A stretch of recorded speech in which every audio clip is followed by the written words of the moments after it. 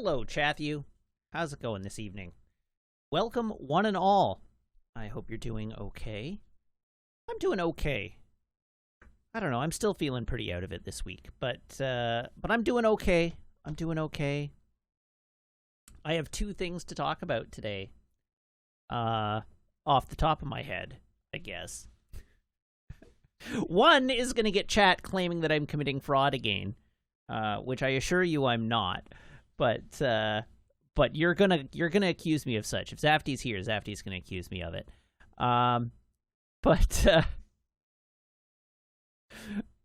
Anyhow, thing the first, the Warbo asked right at the very beginning of the stream, before most of you would have arrived. The Warbo asked in chat, "What is the state of the puppy acquisition?" And the answer is not great. I talked about this a little previously on a previous stream, but the breeder whose waitlist we were on dropped us from the waitlist, despite the fact that she has another litter of puppies on the way. In fact, there's a litter of puppies due to be born literally any minute now. The dog is ready to burst. She is so large, it's really quite funny. The dog's name is Tony, Toni. And she is a large dog right now. She does not look very pleased with herself. The breeder that I was on the wait list with was known for having small litters. They have historically had small litters, and so they. Granted, Warbo didn't technically ask. They asked on behalf of their partner, but Warbo did the asking on their behalf, so Warbo asked. As far as I'm concerned, Warbo asked me. So anyhow, the breeder is known, their dogs generally produce quite small litters, but this litter apparently is prodigious in size. They posted I'm still on their Facebook group because it was an amicable dropping. The reason that they dropped us from the wait list is that this particular breeder will not give dogs to homes that don't have a fenced yard. And since I'm in an apartment without a fenced yard, I don't meet the qualification criteria. So I was upset, and I appealed to their better nature and this is very disappointing. I assure you, we have fenced dog runs within a few hundred meters of our door. We can get to the dog park. It's not a problem. But she was unwilling to budge. So we are not being considered for a puppy from that breeder. But I got to stay on the Facebook page, which means I still get cute puppy pictures. So anyhow, the question was, what counts as small for dogs? So in the case of the Golden Retriever litter, she was getting 4 to 6 dogs per litter. 4 to 6 puppies per litter. They were not big. And she had a 1,900 person long wait list and was getting litters of 5 to 6 dogs. And she only breeds twice a year. So that should give you some appreciation of how long that wait list was going to be. But because it's not like she runs a puppy mill. She has a couple of dogs that she breeds, and she only breeds them responsibly. So she only breeds, she owns 6 dogs because she owns a whole family line. But she only breeds periodically. And so anyhow, the dog that is ready to pop now, they posted the X-rays, so you get to see the all the little tiny skeletons, which is creepy. I'm not gonna pretend that's not creepy. But she posted on Facebook as a pool, and it's count the skeletons. How many puppies are we gonna get? And this current litter looks like it's in the realm of 10 to 12. I distinctly counted 12 spines, not including the mother's spine. So there are a lot of puppies in this litter, and the mom dog basically waddles around at the moment. But anyhow, hopefully they are all delivered safely and healthy. When there's a litter that big for a large dog, I'm a little suspicious that a couple of them may not make it. Just because that's a lot of puppies for one mother to produce all in one go. And the last litter this breeder produced had 7 puppies, and 1 didn't make it through the night, which was quite unfortunate. So hopefully they are all birthed as healthy, bouncing baby puppies, and that the homes they go to are loving and caring homes. Unfortunately, my home won't be one of those homes, so... P. Johnson says, I counted 12 spines, not including the mothers, is something that is usually only said by hardened detectives at really bad crime scenes, right? Like, it feels incredibly morbid to be talking like this, but, I mean, life is what it is, right? Life is a little weird. The process of birthing is not dignified. It is what it is. It's a natural process, but it's not the most dignified of processes. And that is true for animals all up and down the animal kingdom. So that's the one thing. However, sorry, I should say to Warbo. So the question is, no, I am not. I did get dropped off the wait list from that breeder. That said, she also recommended that I try a few other breeders, and so I did. And I have since gotten on the wait list for another more different, still ethical and responsible golden retriever breeder based out of the interior of BC. And and they reviewed our application and gave us a glowing thumbs up. So the upshot there is that we don't expect to be dropped from that wait list. We expect to remain on that wait list until a puppy becomes available for us. The downside to that is that their wait list is 3 years long. So who knows? It could be some time before we see a puppy in this house. The wait list may shrink across those 3 years as other people find puppies from other breeders and things like that. But yeah, the wait list that we're on now is 3 years long.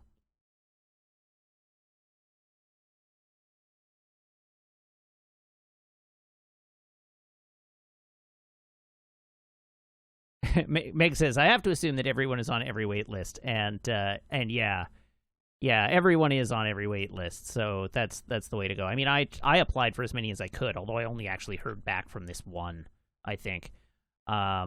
So when the pandemic restrictions lift, we will probably start looking to the U.S. and to other provinces, but right now I'm trying to stay in BC.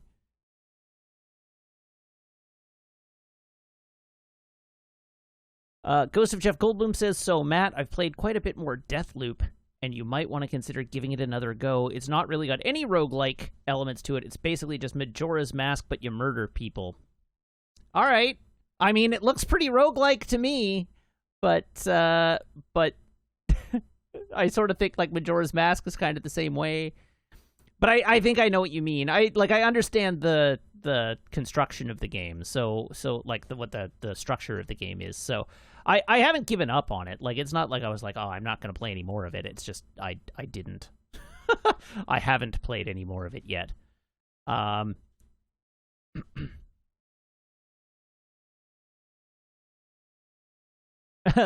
Warbo's partner is getting very offended on my behalf based on how happy the golden retriever with a previous partner was in a non-yard environment with city parks and a large body of water. Yeah, I know.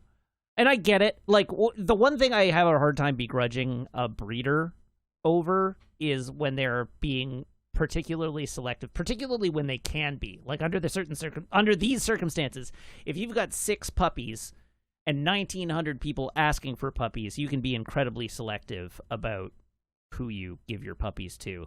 And I have a hard time begrudging a breeder for being like, no, I only want to put my puppies in the absolute, like, the homes that I am absolutely certain will provide the best environment for these dogs.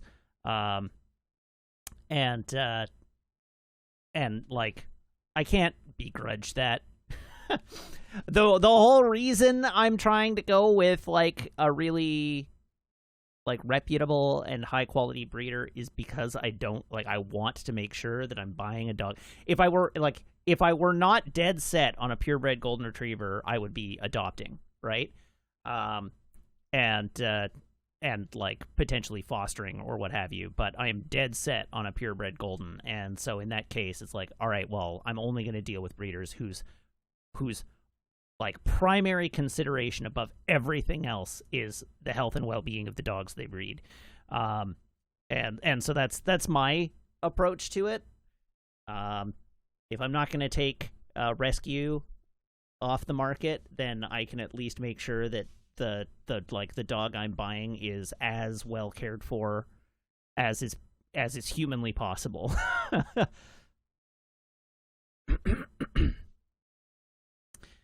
So I mentioned I had another thing to bring up, and this is going to dive deep back into the Wiggins channel lore for those of you who've been here for a while.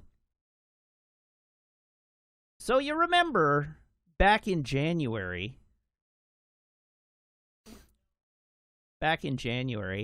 I filed for a refund request for my ski pass for 2021.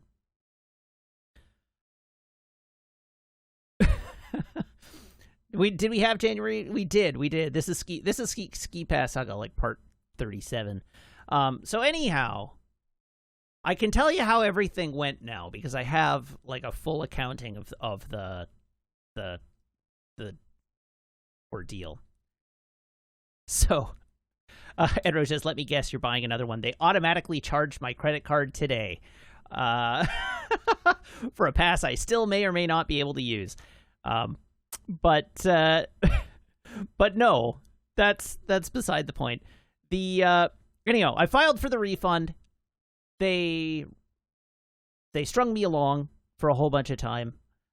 They ultimately refunded my... Yes, there we go. Samlock has the quick summary. They sold ski passes, promising to refund them if restrictions weren't lifted. Restrictions weren't lifted, and then they gave me trouble refunding them. But the trouble refunding them here was, like, they refused the refund. And then, well, they wouldn't respond to me for months. And then in February, they refused the refund. Like, late February, they refused the refund. And then I blasted them over email with like quoting the specific restrictions in law that would prevent me from using the pass. Then they sent me an email saying it was a really good email. And then I got an automated letter from them being like, after further investigating your claim, we have decided that you do in fact qualify for a refund. We will email you we will send you your refund check in 7 days. We'll dispatch your refund check in 7 days. Nothing. I got nothing. I got no check. And so yeah, chat, that didn't happen. So anyhow, I then initiated like after waiting another like month and a half. I waited like 8 weeks. In April, I initiated a dispute with my credit card to be like, they even sent me a letter telling me they were going to issue a refund and then never issued the refund. And after 13 attempts contacting them to get the refund and then figure out why it hadn't arrived, they have not once responded to my attempts to contact them. And the bank was like, oh yeah, these guys are being jerks. Here's your money back. So the bank gave me my money back. And then in May, I got an email being like, we need more information about your claim or it may be reversed. So I called them back up and I gave them all the information they needed, and they were like, oh yeah, okay, you're totally good. You're going to get this. You got 60 days. We're going to send this in for like mediation at the bank, and you'll find out what the result was in 60 days. And so I gave it 60 days. So it come mid-July, and I've still heard nothing, right? Like, I've still heard nothing from the bank. No, the charge has not been reversed on my card, so, like, I've received the credit to my card, and they haven't canceled it. So all I can assume is that my dispute has proceeded correctly and that there's no problems. But nothing happens. Then mysteriously I get an email from where he says, they strung you along for 6 months and then wanted me to wait 2 more months for an answer. At this time, it had changed from the ski hill to the bank, right? Like, it was no longer the insurance processing company. It was the bank. And it was just like, and they gave me the money back right away, right? Like, they were like, here is your money back.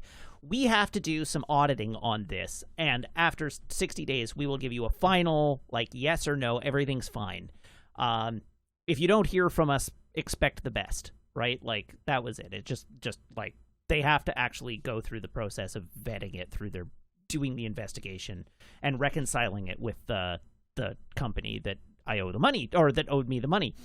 So anyhow, as I was saying, come mid-July, after this, after the 60 days have elapsed, I haven't heard anything, so I'm assuming I'm good. Like, I've won my dispute. I have nothing to concern myself with. I get an email from the insurance company. And their email says, your refund check has been returned undeliverable.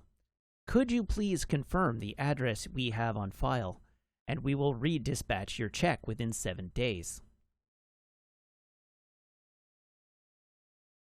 Chat, the address they had was barely in any way resemblant of my own address. They were so wrong. It was not even a real address that exists in the city of Vancouver. I don't know where they got it from. It was like the most garbled form of my address you could possibly imagine. But I responded to the email and I was like, oh, yeah, no, that's not my address. This is my address. This is my real address. I don't know how you got that address, because that's not my address anywhere, and it's certainly not the address I have on file with my ski pass. And then I heard nothing. Dead silence.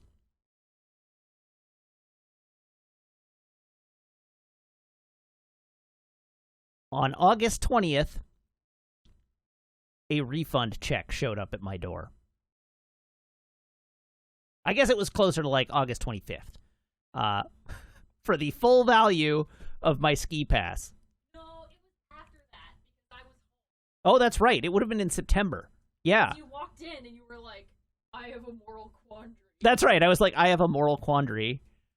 They have sent me a refund check.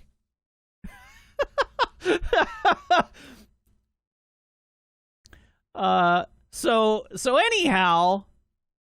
Yeah, so a month and a half later, after they had said 7 days. And so anyhow, today I called up Visa because I was like, I don't know what to do. So I called up Visa and I was like, can I get you to just confirm, like, I'd just like to know the outcome of a dispute that I had on my card. And the guy was like, okay, yeah, I have it here. Yes, it was closed. You won the dispute. The money has been refunded. If you check back on your statement for May, the charge reversal appears there. And I'm like, okay, cool. Then maybe you can tell me what to do? It was like, as you say, this was resolved. What was the resolved date on it? And he's like, it was officially resolved on the 17th of July. That was the final resolution date, was the 17th of July. I'm like, okay, because they send me a refund check for the whole value dated for August 20th. And he was like, I guess you won the lottery. Guess you won the lottery. Like, they didn't owe you the money, but take the check and run. So there we go. There we go. That's where I find myself now. I have Visa has endorsed my accepting this refund. So anyhow, that's it. Apparently, the worst that's likely to happen is that when the check clears, they'll flag it and just deduct the money from my account, which, like, okay.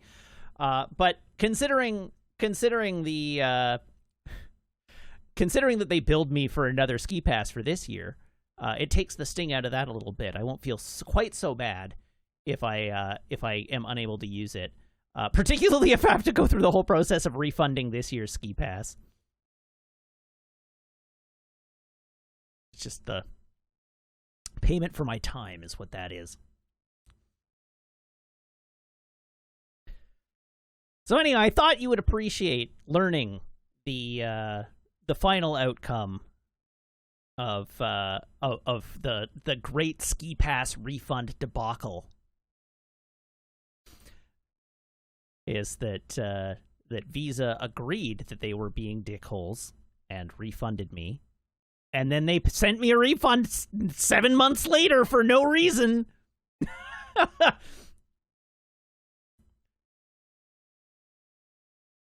Yeah. I mean, I don't think they sent me that money for pain and suffering. I think they sent me that money for no reason. Because their like account records didn't square. Yeah. This is what happens when you outsource refunds to a third-party company, but billing stays internal, is that I got my credit card refund from Whistler directly, and then the insurance company paid me anyhow, is probably what happened. But yeah, apparently their accounting department is 3 raccoons. They sent you that money probably because they're staring at a class action lawsuit. That also could be. But anyhow, that is the great debacle. I guess I'll let you know if they ultimately just take the money back. Maybe I won't. Let's just pretend like I won this, and if I end up having to eat crow, eating crow here meaning I get my refund but don't get extra money. But anyhow, that's the conclusion of the great Whistler refund story.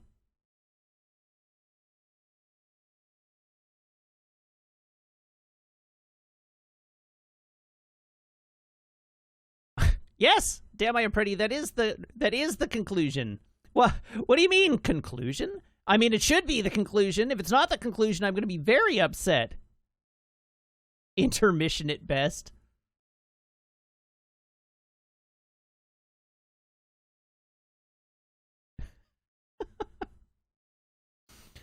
All right, have we got anything else we want to talk about tonight?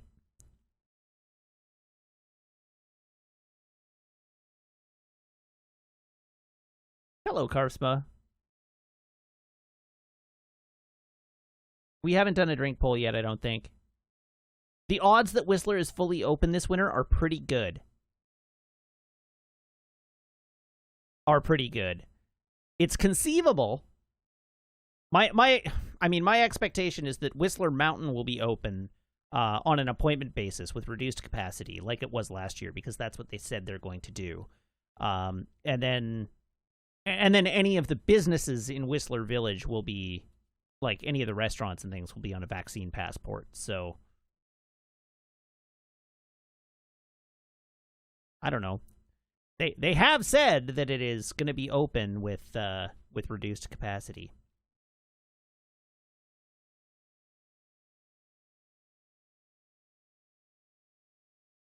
Do we want to talk about the tabletop RPG controversy news?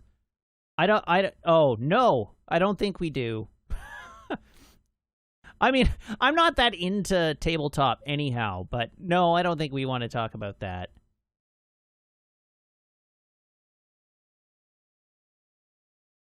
My Cole's Notes version of what happened with Paizo is that the CEO was accused of harassing women and not hiring for diversity, and he responded to that today, like copping to some of it and apologizing for the things that he acknowledged, and like That's the extent of it. That's what I know. Top tier. Oh, are we talking about the Gen Con? Was there a Gen Con disaster as well?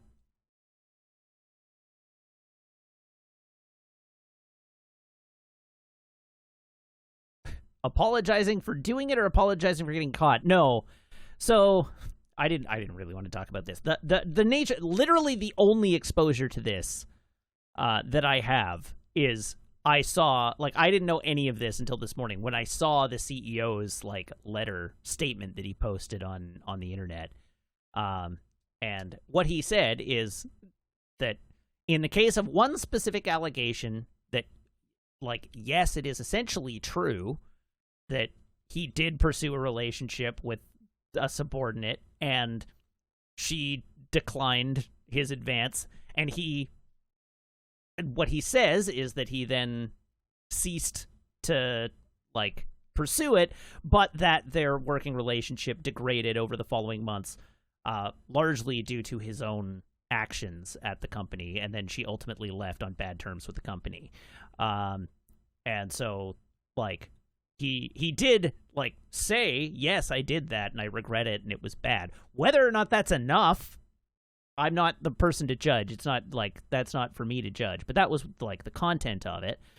And then the accusations around hiring for diversity, he like laid out what their entire hiring process was. And again, in the case of the specific allegation, he was like, well, this is how it panned out. But, like, it was a totally blind hiring process. We had HR strip all identifying information from everybody's design tests. We did all this stuff. And it just happened that we had, like, our obvious best candidate was internal. Again, like, I don't know if that's valid. It's not for me to judge. I just know the content of the, like, mea culpa letter. There were, of course, other allegations out in the works, and his response to that was like, I don't think I did it. But obviously I'm not very good at reading the room, so it's entirely possible that I did. And then, like, again, it's not for me to judge. I have no investment in the situation, no knowledge, no, like, I am not harmed by it. So I will leave it to the people involved to determine whether it is a credible response or not.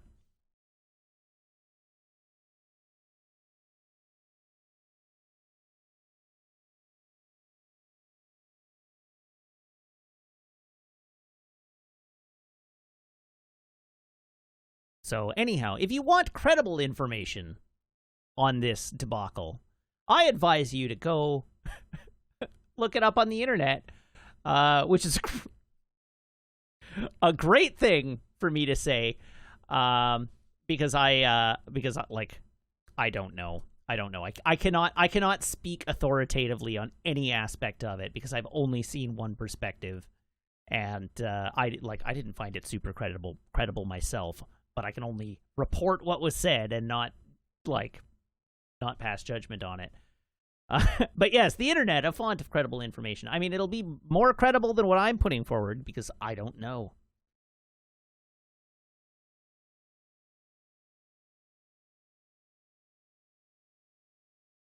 Denis Villeneuve said a thing about the MCU, which is a thing that other people have said about the MCU. Yeah, the like, stupid basic, like, take baiting. Denis Villeneuve said there are too many MCU movies that are carbon copies or copy pastes of one another, which, like, he's not wrong. How many Iron Man movies have we had? And I mean that in the sense of, like, how many times have we had Iron Man 1, the movie, remade in the MCU? Because it's more than 2. But he didn't even say that. He said perhaps there are too many. Yeah, and like, for my part, it's fully the, like, Marge Simpson, well, it's true, but he shouldn't say it, kind of take. Like, it's just the crappy, like, take baiting from a reporter.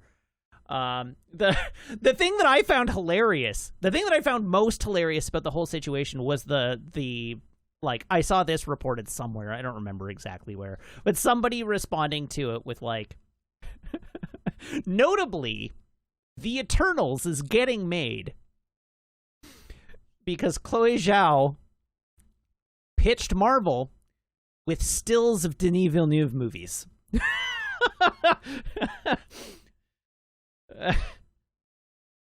So a little bit of a disservice there. The very next MCU movie we're getting was pitched to Marvel on the basis of capturing Denis Villeneuve's style and like visual style in the MCU, which is great. Ed Roach says, I don't know any of those people. The people that you should know: Denis Villeneuve, maker of Arrival, Blade Runner 2049, Sicario, something else big that I'm forgetting.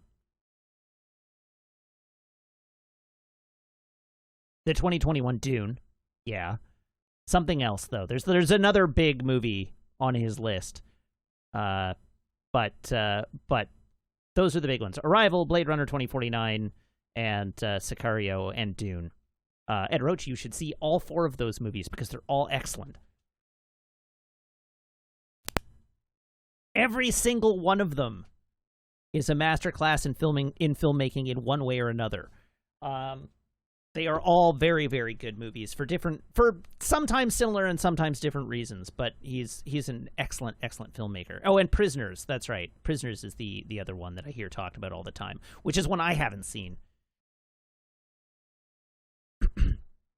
And Chloe Zhao, who I also mentioned, is the forthcoming director of Marvel's Eternals, but also this year's Best Director and Best Picture Oscar winner for Nomadland, which is also a fantastic movie, which I highly recommend.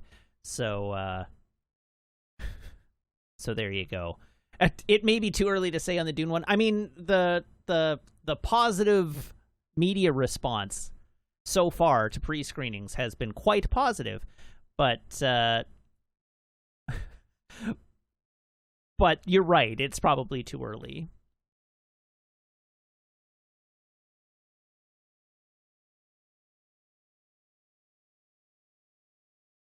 It is amazing that they let the director behind Nomadland make a Marvel movie, particularly given that they made the choice to let her make a Marvel movie before Nomadland was a smash hit, was a critical hit. It is strange. But apparently she pitched it to them. Like it's her baby, at least insofar as the industry goss would tend to suggest. So I don't know, she wanted to make it. It looks neat. I'm looking forward to it. It looks weird. And the MCU can use weird. I'm not going to begrudge the MCU picking up sort of visionary filmmaker to make something weird. Sandwich says, I'll give them the credit that they are taking the opportunity post-Endgame to try. That's all I can ask. They've got to do something different, right? And the first set of Phase 4 movies are a weird slate. Going Black Widow, Shang-Chi, The Eternals, and Spider-Man 3. And they're all going weird in different ways. Black Widow less so. The rest of them are all going weird in different ways, so it's fun. I too hope Spider-Man is. I hope The Eternals is good. That's the big. I mean, I expect that The Eternals will be good, but I hope that The Eternals does well. That's the big thing for me. The Eternals feels like their big gamble, and Spider-Man is the safest movie in the universe. Even though they seem to be doing some fun stuff with it, Spider-Man is the safest movie they could possibly make. I want the Eternals to both be good and do well. I want it to be the dark horse, like Guardians of the Galaxy was, right? It's a team that nobody's ever heard of, and I think the Eternals is a much, much bigger risk in that regard, even than the Guardians of the Galaxy was. I think the Eternals is a much bigger ask of audiences, which, as Karsma says in chat, I know next to nothing about the Eternals, but I'm moderately invested in Spider-Man. Yeah, that's why I want the Eternals to do well. I want them to be rewarded for their weird deep cut. Let's go full Kirby.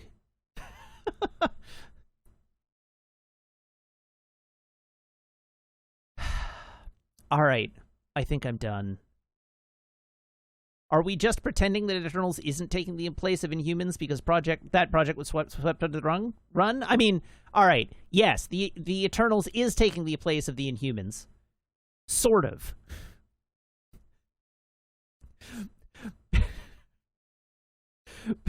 I don't even know how to describe the sort of here. The Inhumans are carbon copy X-Men, right? Like, the Inhumans are just the X-Men. That's all they are. They're just different X-Men.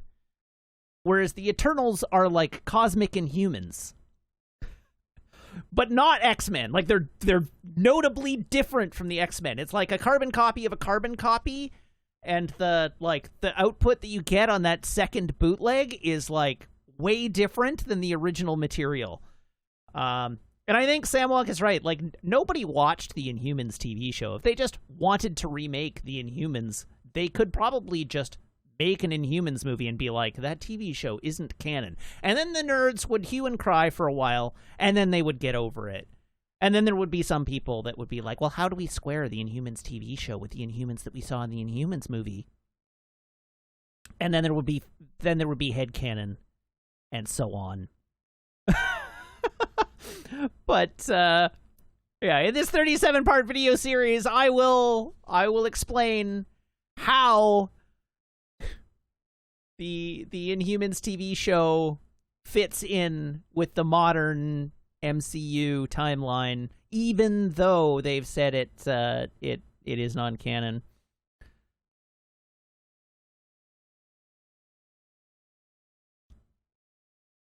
Anyhow, I still haven't brought myself to watch the Inhumans TV series. You know what? This is all right. This is my sword to fall on here, and then we should get on with playing a video game.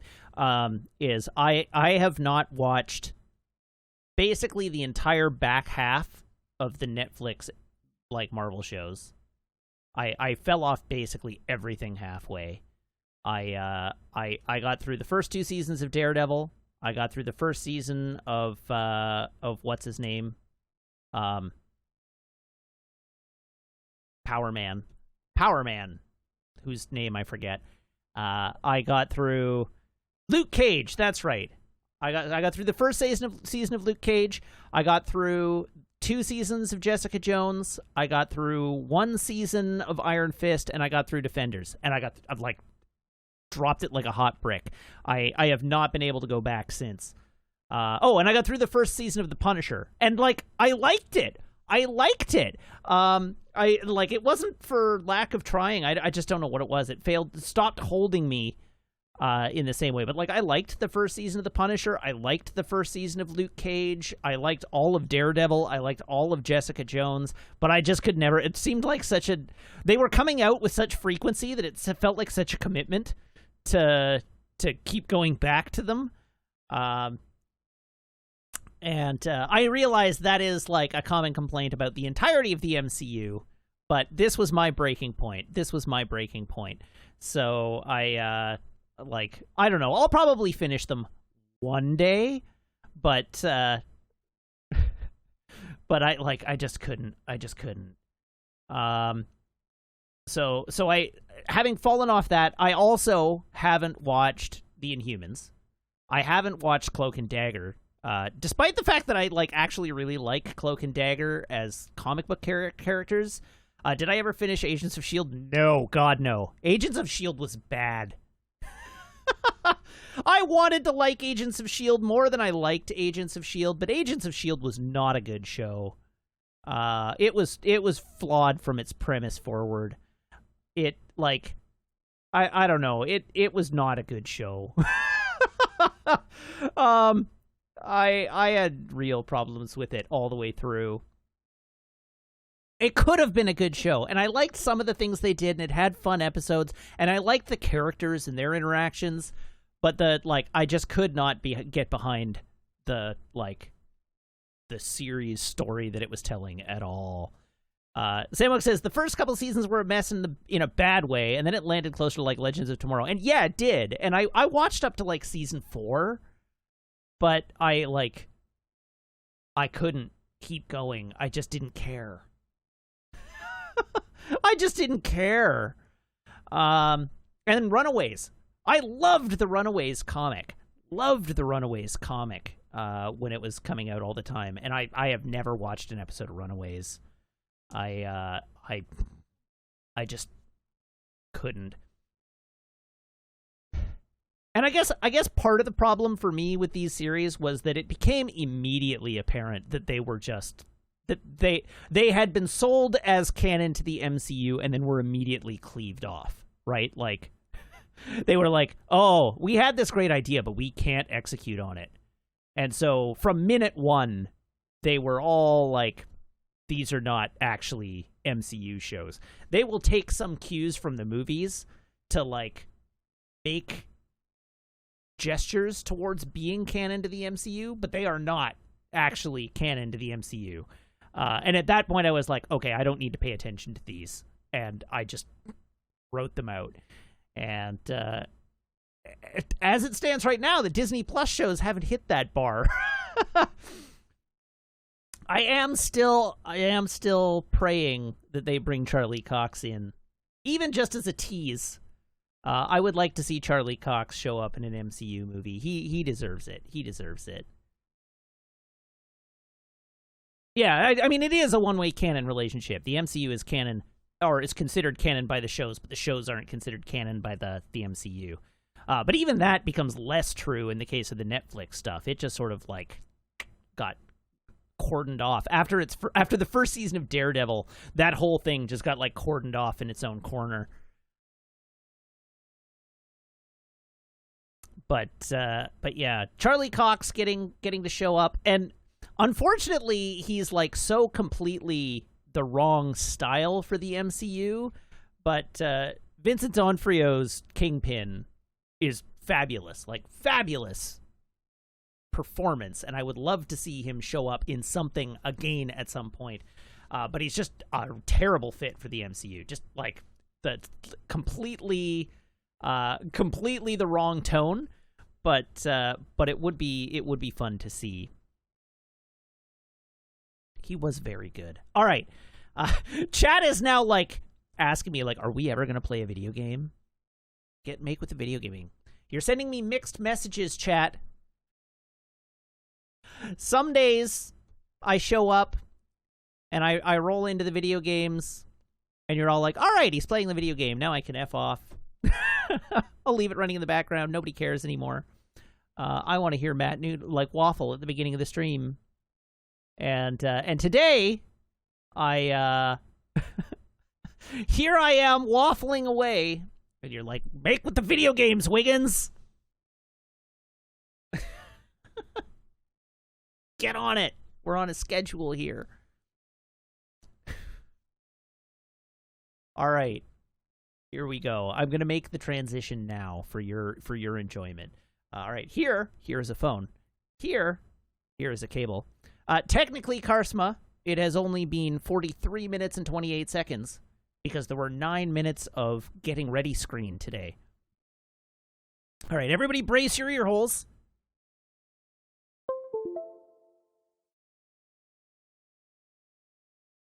No pops.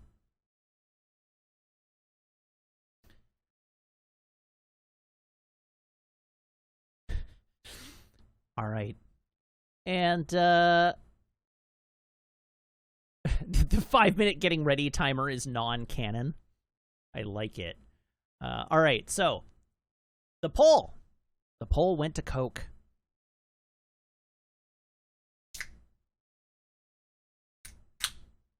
Was the poll correct?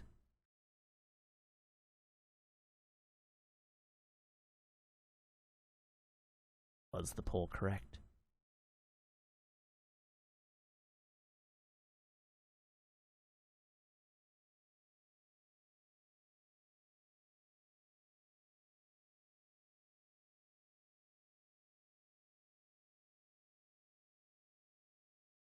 It keys out. I have bad news for you, chat. It's not a Coke.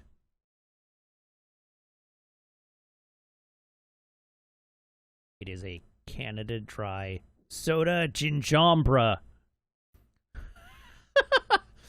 It's a soda ginjombra! I'll turn you to the English label here. It is a Canada Dry ginger ale that keys out beautifully.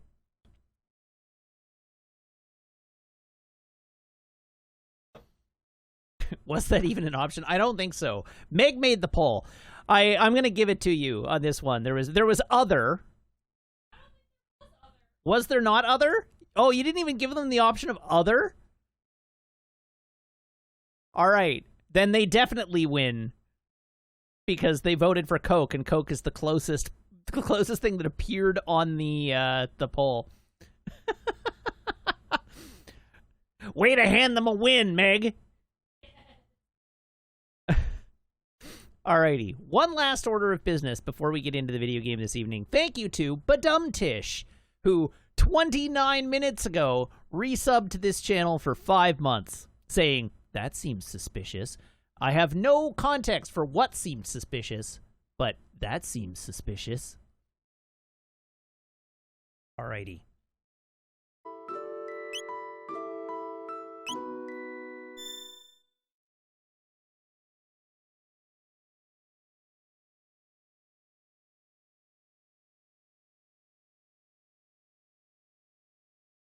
Samuel says, I remain convinced that George Lucas's old 3 categories of canonicity is the most usable, honest approach any expanded universe has taken, which is? Would you care to define that for us?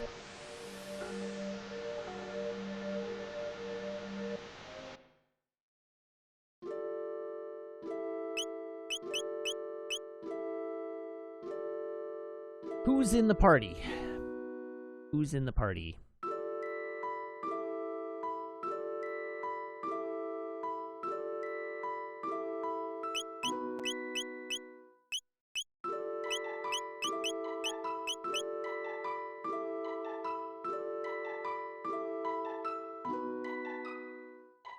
All right, so the first category is in-house stuff that Lucas directly oversees. The third category is licensed stuff that's not actually canon, but gets to use the name and likenesses. And then the second category is everything that's in between those two things.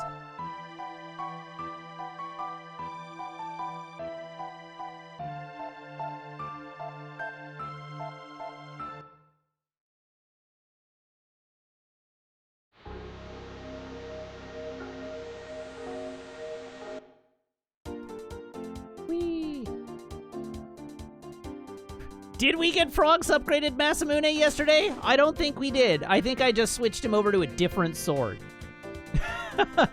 Because it was better. Alright, so. Side quest. The Sunstone. Yes, there is a way to get an upgraded Masamune, and we will do it at some point. But here we go. We are on Side Quest 3D, The Sunstone. Gaspar says, and there is a very special stone that can shine its light on each generation from the distant past to the far future. Which, this says, there's more exploring involved here than battling. There's only one fight. No need to fear this boss, though, since you have this FAQ. Alright, so... I wish they had not put so much color commentary in this guide. As with every guide on the internet, this guide is bad.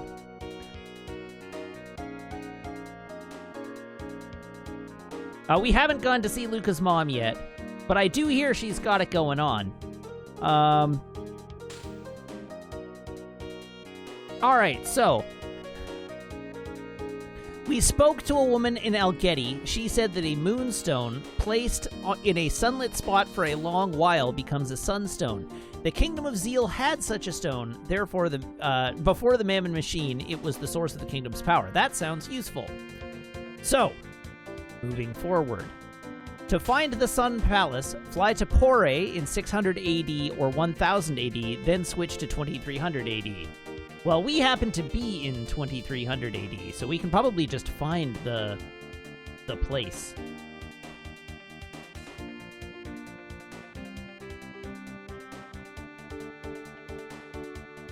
That's just way up in the The north. Oh god, I'm so lost.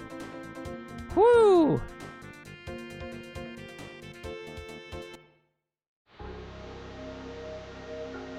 Sun Keep. Alright, I found it. Be sure to save, and then go in.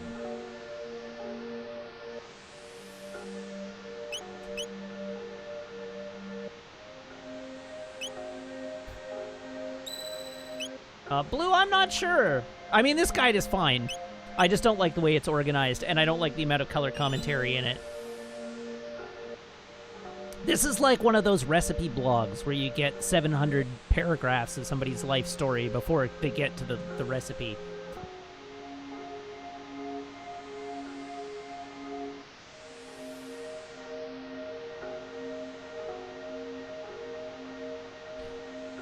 I have the hiccups again. Hooray! Alright, Sun Keep.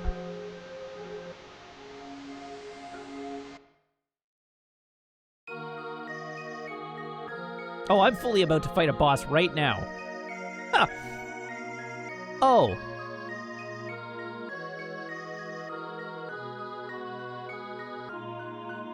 Let me change my equip real quick.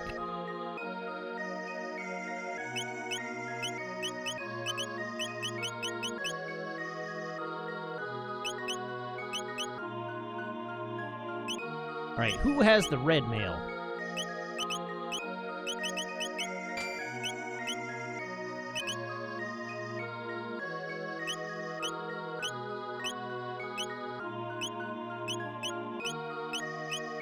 I don't have anything to... Alright, well, hope for the best. I'm sure we're fine.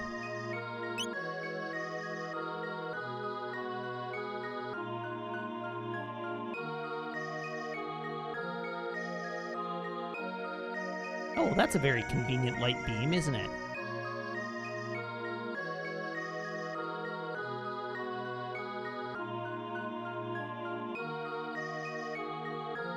Okay, it says there's a shining dot.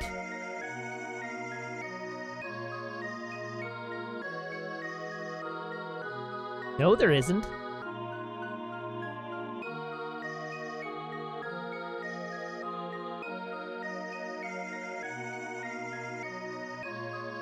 Oh, Karsma knows the problem. Okay, cool.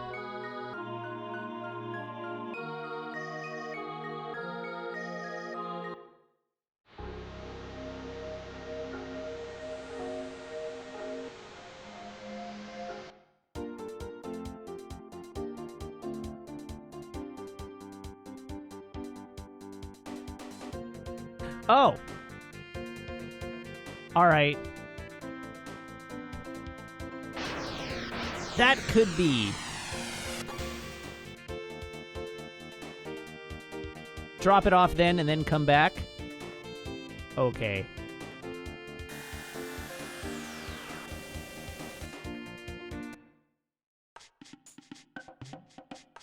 Hello, Sunkeep.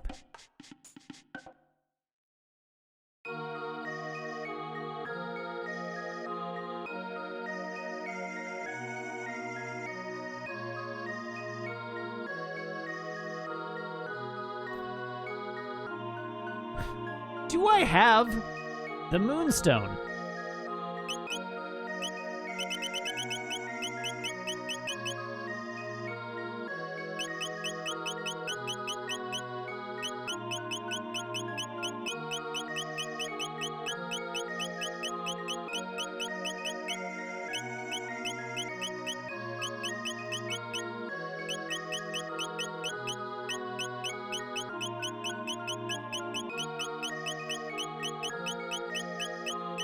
See, the problem here is that this guide assumes that I've been following the guide all the way through.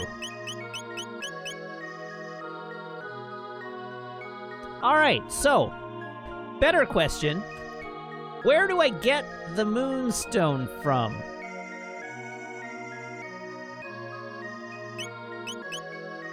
Alright, yes, it would help if I organized my inventory.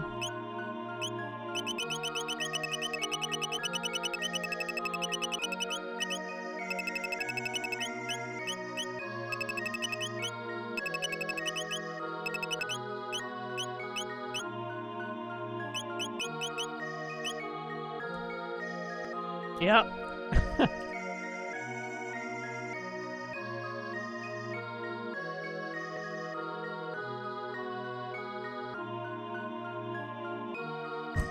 Okay, so this is partly the guide's fault.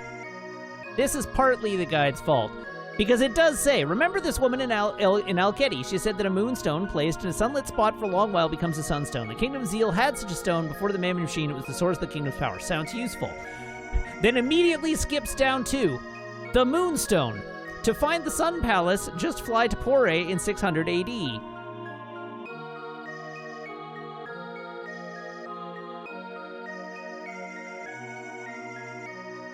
It doesn't say anything about acquiring a moonstone.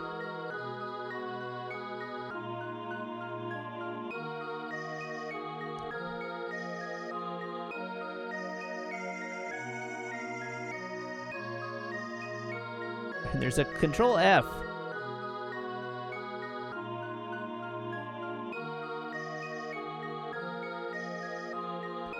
Okay.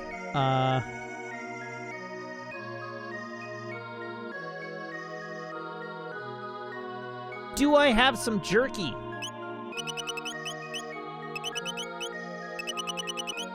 I do not at present have some jerky. Alright, so we get jerky from the town of Pore?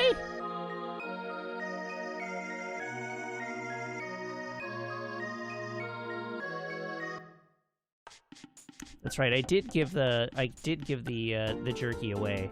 Pore 1000 AD. All right. We're at that point in the playthrough where it has become a group effort to complete all the side quests. This is where I now need to crowdsource all the information necessary to complete the game.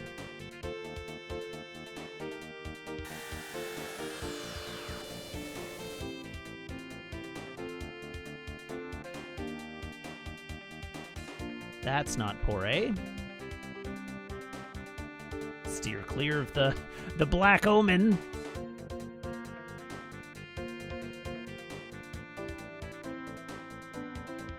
Boop.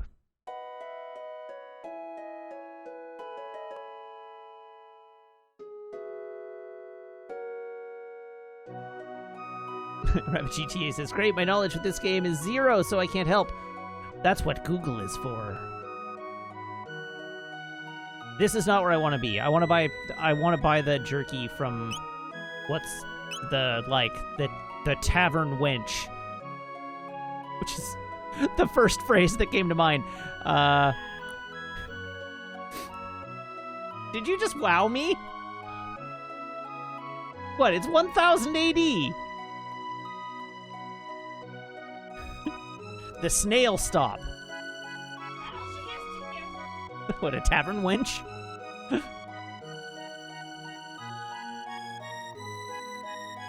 It's not even a winch. I've got the best jerky in town, but I'm saving it. I might let some go for, say, 9,900 kill? How about it?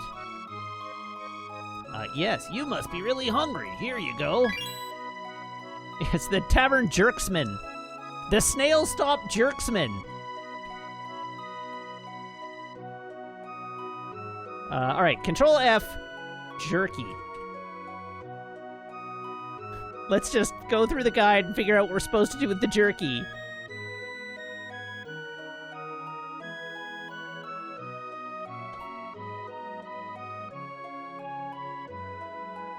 Okay, now I am mad with the guide. So,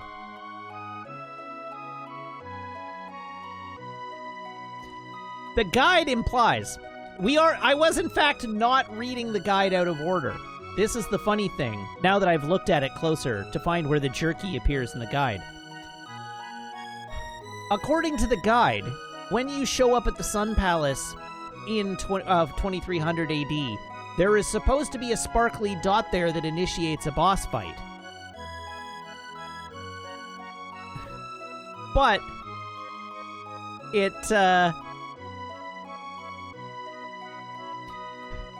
it's written out of order because the next section after that is the Lost Stone.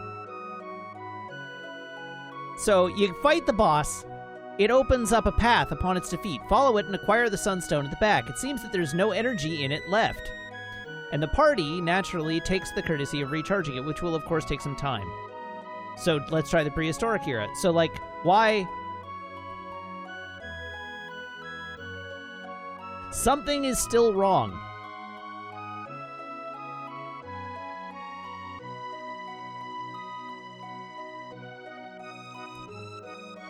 Because what is supposed to happen here, now I'm spoiling the plot, but what is supposed to happen here is we go in to find it, it's not there. We go back in time, it's still not there. We get to Pore, and the mayor's manor is shining because he has stolen it. But I don't think I've placed the Moonstone yet for that to be a possibility.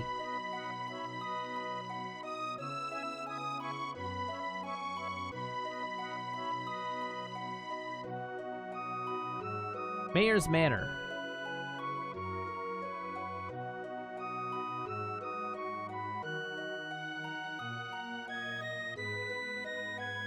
How big a jerk is the mayor right now? Let's find out how big a jerk the mayor is. Is he a jerk yet? So yeah, according to the guide, I need to do the boss fight in the future in order to get the thing in the first place. Ha! I run this town, and I'm so rich I don't know what to do with it all. I'll give you 10G if you act like a chicken. Yes. Bark, bark. Haha, there you go, 10G.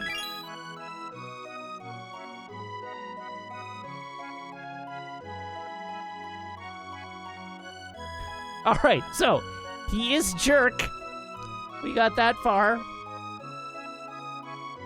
But there's not presently any indication that he has the stone.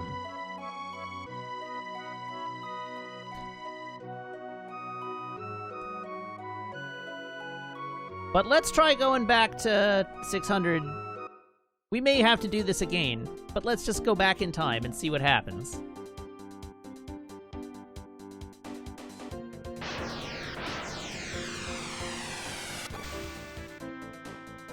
No, the guy gave a detailed description of how to get to the sun place, but it was just to give you a landmark to get there from.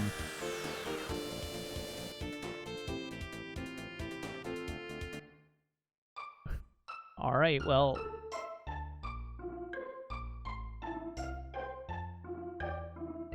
I don't know, maybe the guide's just wrong. Maybe I'm doing this quest out of order, who knows? Ah!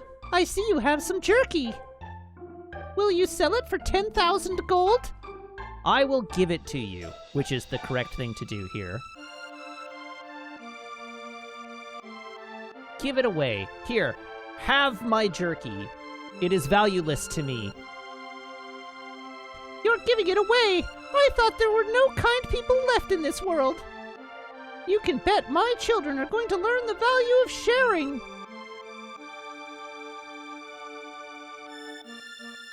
Fiona loves nature. She's got a noble heart. I hope her dreams come true. Okay. So, having done that...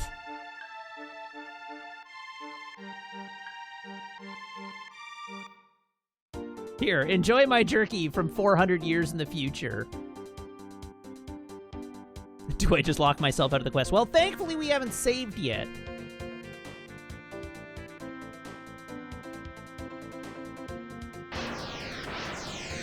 Free time travel jerky making would get very lucrative. It seems like you could easily flood the market.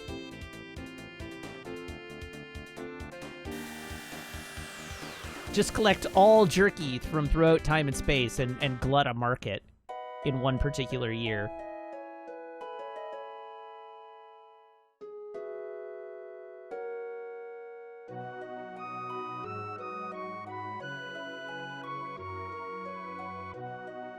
Alright, are you still a dillweed? Let's find out. Share and share alike. Help the needy. Thinking about making that the town motto. Oh, okay. Well, I've definitely done this out of order.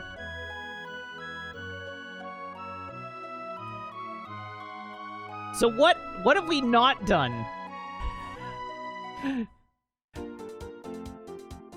Is there a stone on the counter?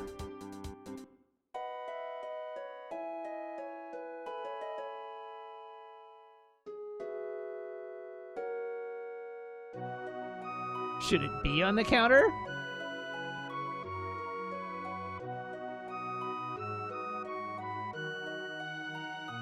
I see no sparkles. I love my daddy. I was promised sparkles, and I see no sparkles.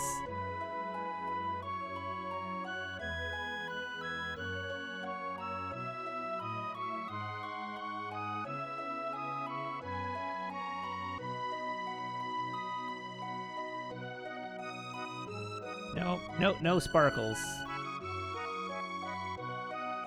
No, this is a ship. This is a sailing. It's a little tiny model ship.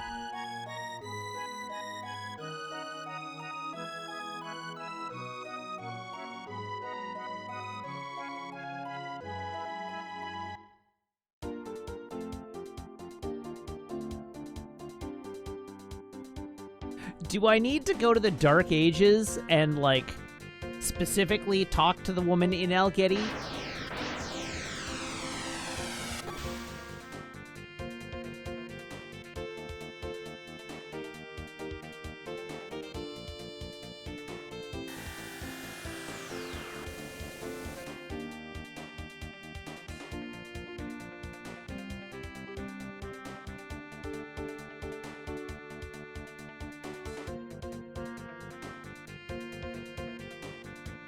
I just have to figure where El Getty is.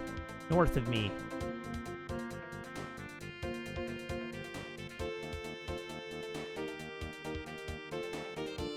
Which I suppose could have equally been said to have been south. The last village. Commons.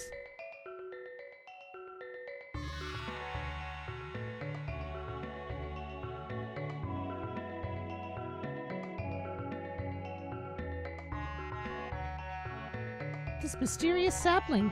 Maybe someday it will help change our environment. Gotta seize the day. What the heck is that? What the heck is what? Oh, don't tell me something else is gonna happen. A moonstone left in a sunlit spot for millennia becomes a sunstone. The Sunkeep of Zeal. Oh, maybe I'm not very smart.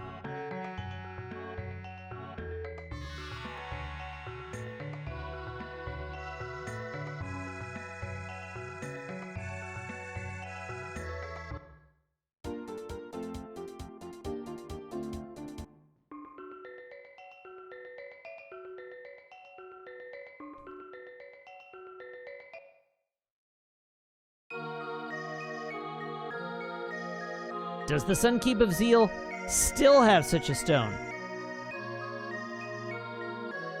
No, the Sunkeep of Zeal does not have such a stone.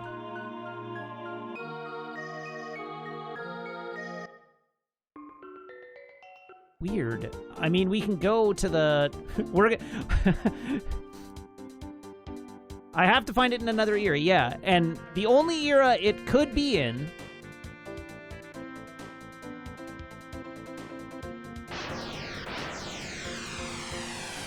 There's, like, literally a boss I need to fight.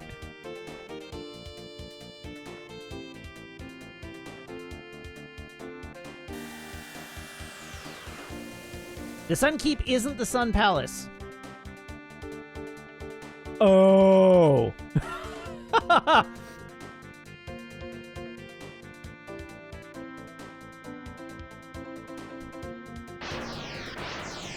That explains why the game says fly to Pore.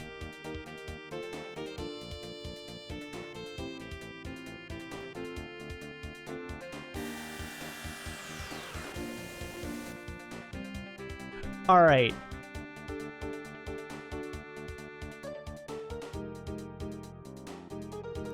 Let's just follow the guide word for word. I'm never doing anything different ever again. Where is Pore? Why can I never find it? I can never find it in this time frame.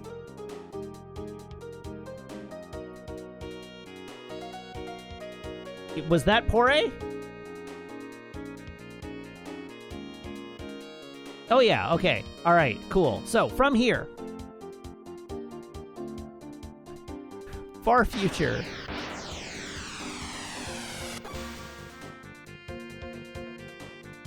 The game wrongfully refers to the Sun Shrine as the Sun Keep at some point, even though they're different places. That explains our confusion.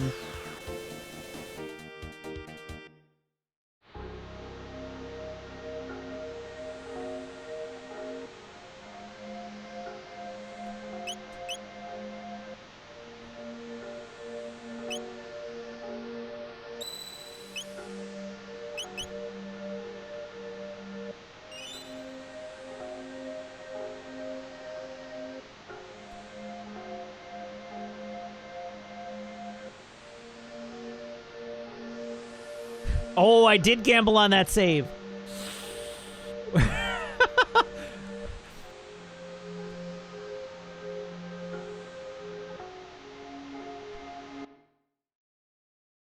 I'm sure it'll be fine.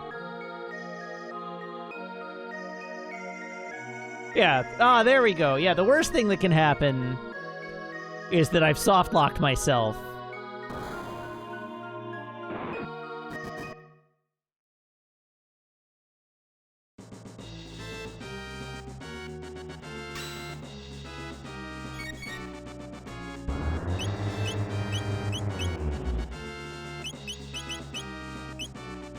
Oh wait, that's Frog. Why am I looking through there? You, however... charm its shirt off.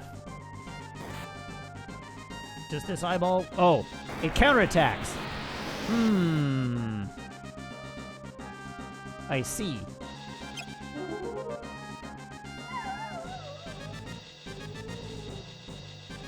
Okay, well that would have been good to know. Prior to my entire party getting murdered. I mean, Isla's invincible. Isla's got this.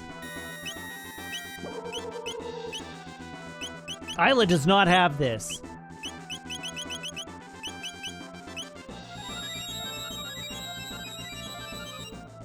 Let's see if I have enough time to res anybody here.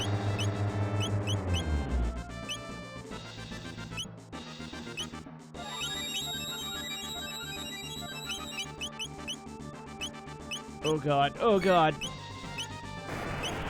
Nope, they're both dead. Oh no.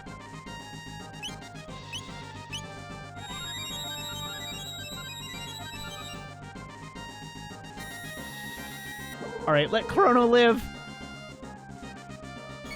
Just long enough to get a life off.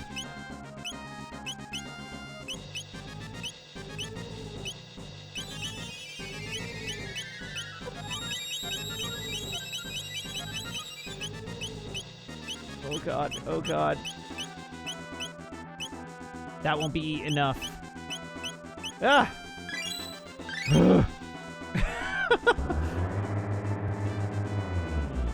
Wait, does Luminaire has life as well? Say what? Revive. Item. Please, God. No.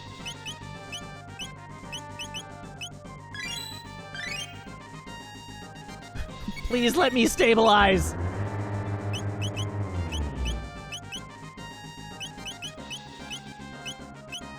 Where is it? There it is.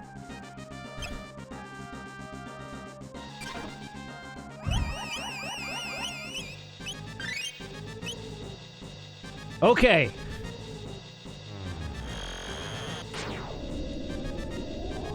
That was extremely off the rails there for a second. Oh no.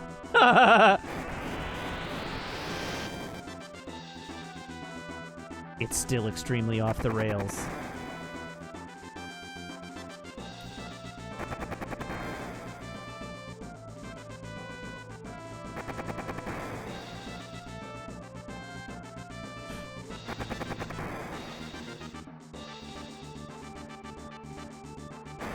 Oh, hooray, another flare. Down goes Chrono. Oh, Chrono. Oh, Chrono's alive. Frog is not.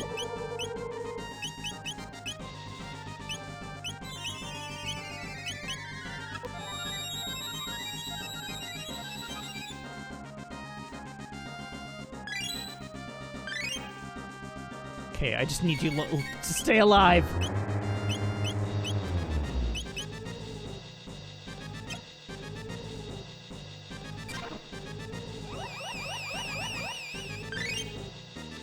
Okay, let's do something less instantly fatal to me.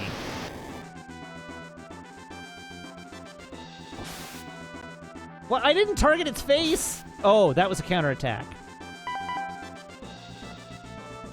Okay, we've learned something. And knowledge is half the battle.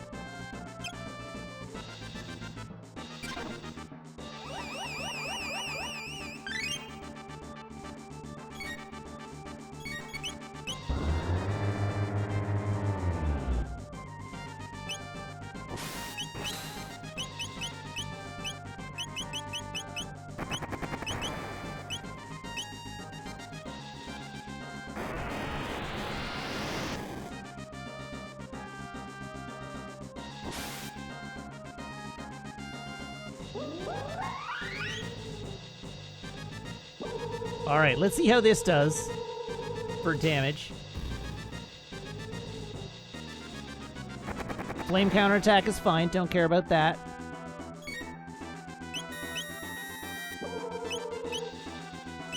Ooh.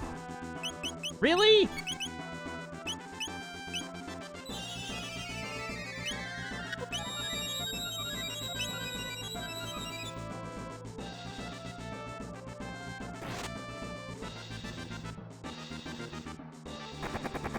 Oh, it counters if you miss.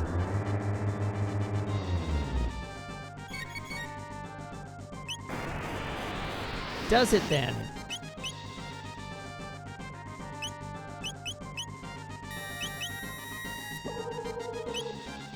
Hello, Pat Bear. How's it going? Welcome, Raiders. We're having a bad time here right now. It's not going real well. We're having some challenges.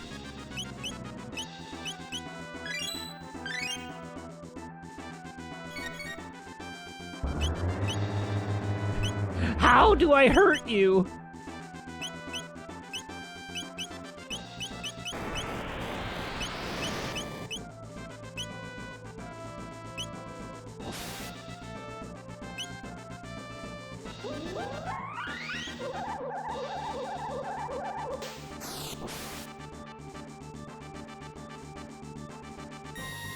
Okay, that healed it.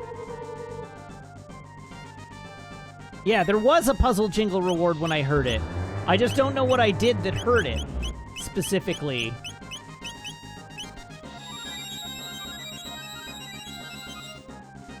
So, my thinking here, that's just mean. So my thinking here is that one of these flames is real, and 4 of them are fake. And you have to hit the real one in order for it to transmit damage to the eye. All right, I'm gonna let this kill. Oh, right. Except that Isla. You know what? Let's just have Isla do this. Okay, so what is the giveaway on which one of these is real? That's the next question. It's like, what is the tell? Because there must be one.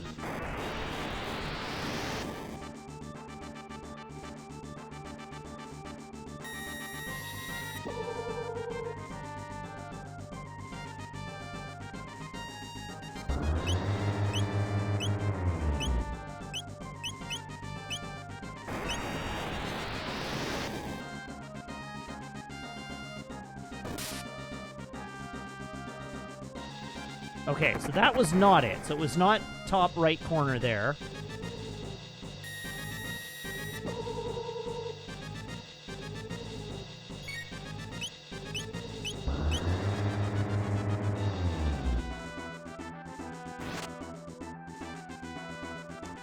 Okay, that one was also a miss.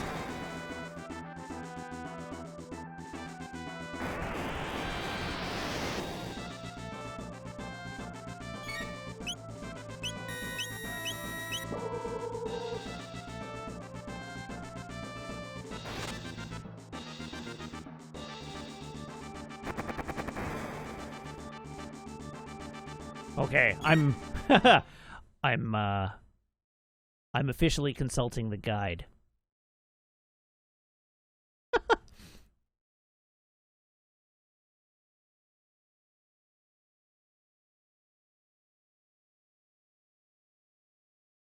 Okay. All right.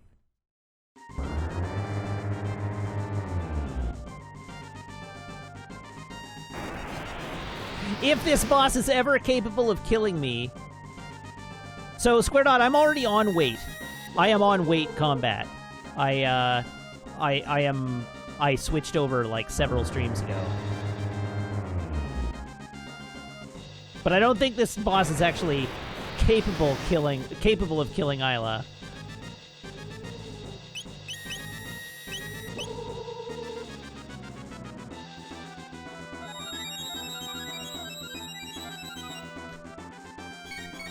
Oh, and Chrono doesn't have enough MP to actually, like, be useful here.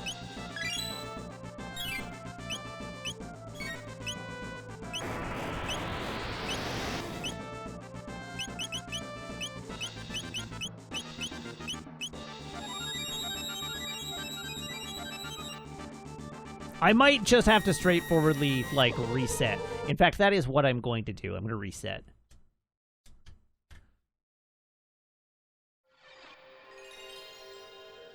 So here's the problem with this fight mechanically. So the having now sort of like consulted the guide after having figured out what the mechanic was, the way to do it is because you only get so many attacks in a turn, you have to pin down which flame is the right flame, and the only way to do that precisely is to physical attack each flame. If you try to AOE, you attack the center eye, and it counterattacks. The question, do I have another ruby vest for Frog? That's a great question. I might, and I'm gonna go looking for it. But yeah, AoEs are bad in this fight. As we learned when I used Luminaire, and it cost me dearly. I'm kind of surprised that I do only seem to have one ruby vest in my inventory, so there must be another one in there somewhere, which would make my life considerably easier. And yes, if not, I can always go get one. Like, I have plenty of items to make one. So I'm not worried about that, but let's see if I have one, because I should. So, Chrono is a ruby vest, red mail. Who's got a ruby vest on? Who's hiding a ruby vest in their shorts? Oh, I do have a spare ruby vest. There we go. Easy peasy. We got this on lock.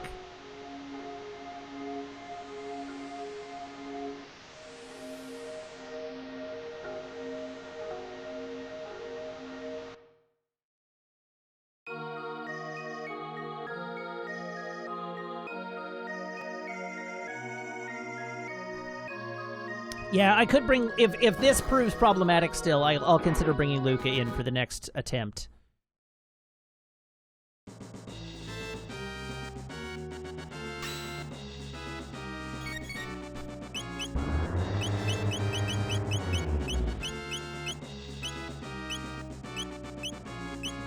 No, I can't do it in a way that only hits 2. All right. Well, we can poke that one, and I can poke that one. And I can poke that one. So that was a miss.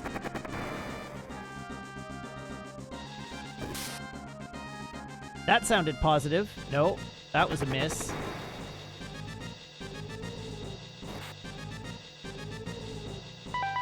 There we go. All right, so bottom corner.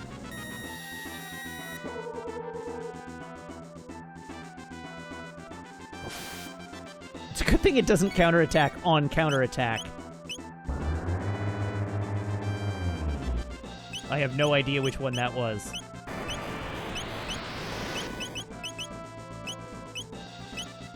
Maybe I'll just get lucky. Did not get lucky.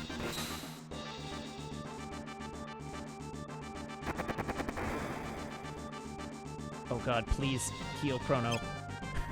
He needs heal so badly.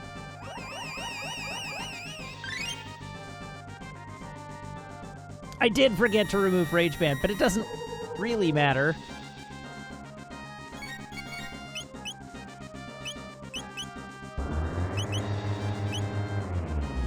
Alright, let's start poking it some more.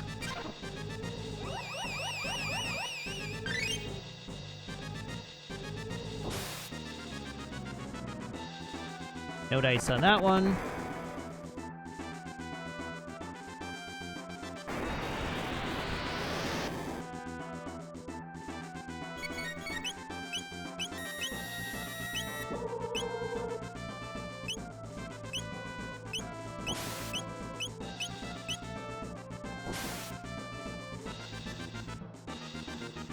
Poor Chrono.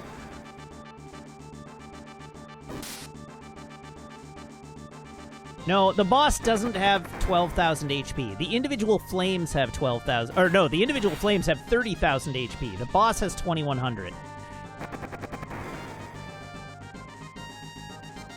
Wow, I whiffed on all of those.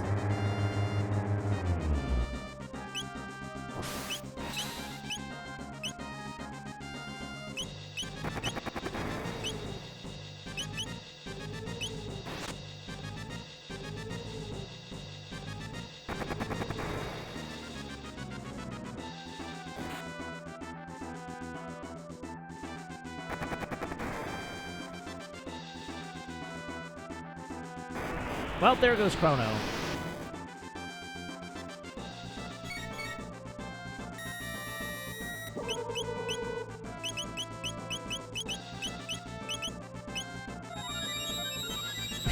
I have been having bad luck.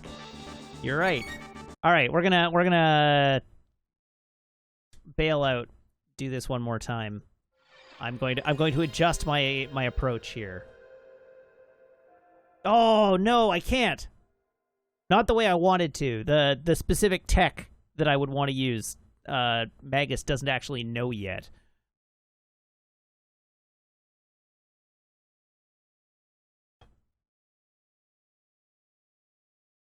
But yes, I'll bring Luca this time.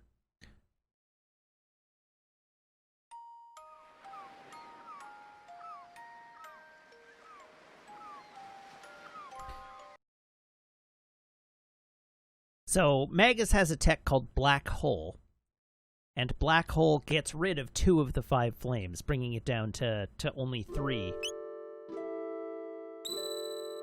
But I definitely don't have that tech yet.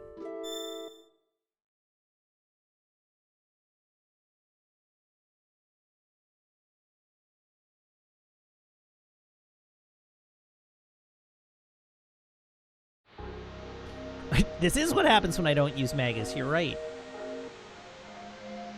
I'll give a quick look, just to see if it's, like, anywhere on his, like, upcoming list. Dark Bomb. No. We would have to farm forever to do that. So, no dice. Alright, what is the recommended party here?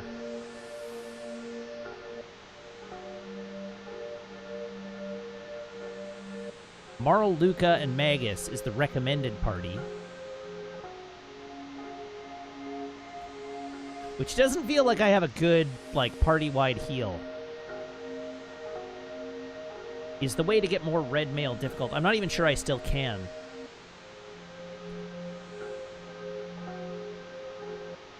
Oh, there... Yes.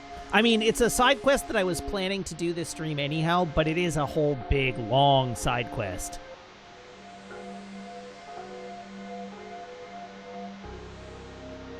But yeah, we can look at giving Luca and the tab invest.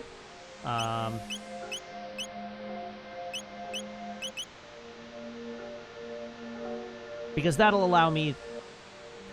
That at least potentially allows me to shift the ruby mail to someone other than Isla.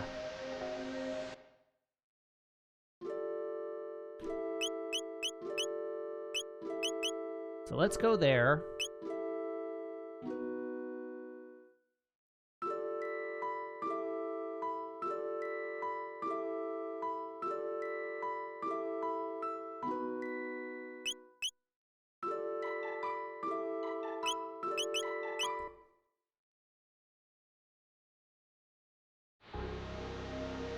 Yeah, I'll fix it. Don't worry. I'm not done yet. Everybody hold your horses. I can puzzle through, like, yes, this is challenging and help getting here was good, but I can puzzle through this.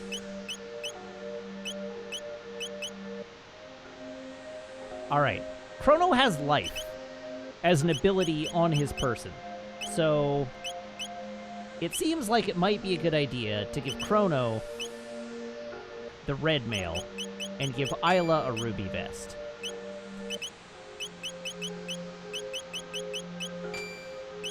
You probably want the Tabin vest. Speed +2, fire guard up. Okay, that's good. Dash ring gives you speed. You don't need the rage band. So let us give you something like a dash band as well.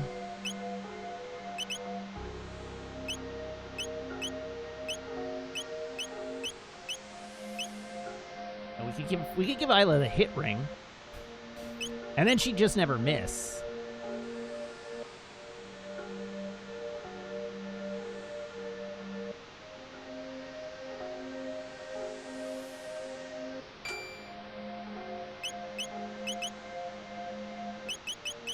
Let's try that on for size.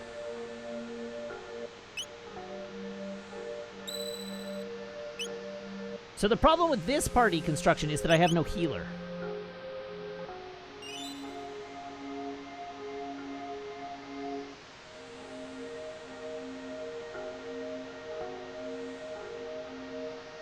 So that's not going to be any good either.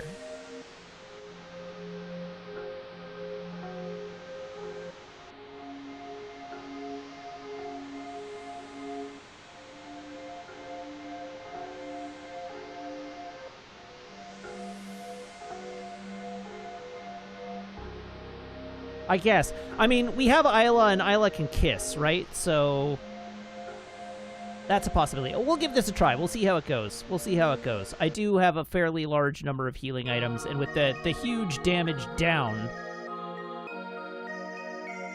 like with significant damage reduction, we might be okay. Isla might have to smooch herself a bunch.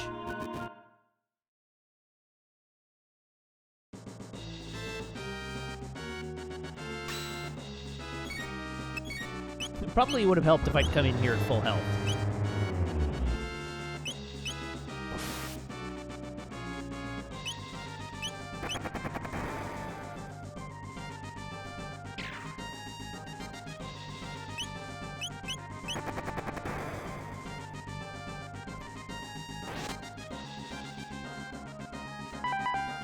All right, hit number 1.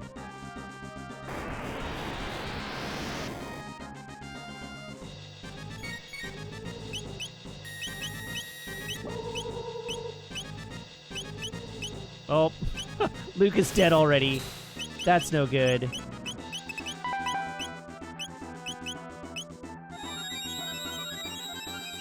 The tab and vest did not do as much fire guard as I would have liked.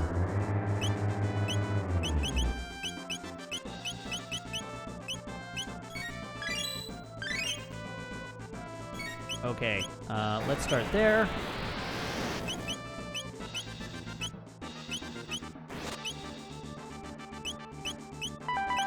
Oh, that one. All right.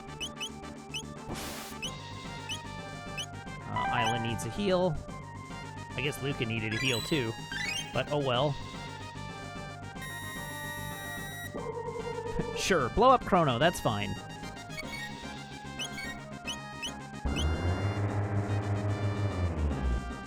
Alright, I'm gonna start there.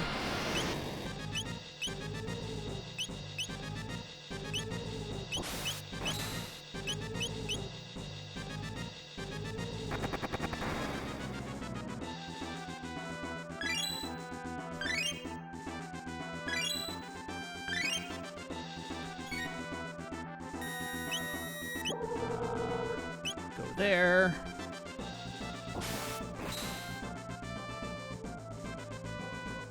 That was a miss. Uh-oh, Isla's in trouble again.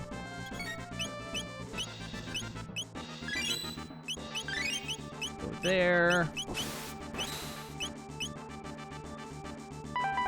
Hell yeah! Alright.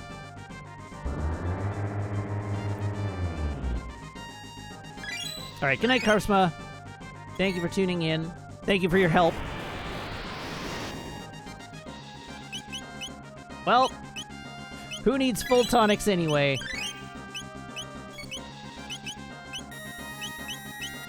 Oh, there goes, oh, Luca's still alive. All right.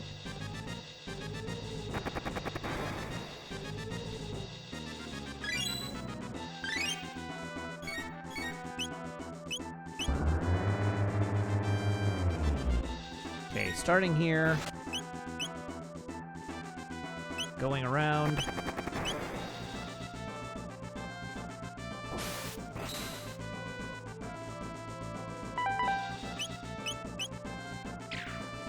Get a couple of hits in. Beauty. Alright, and everybody heal.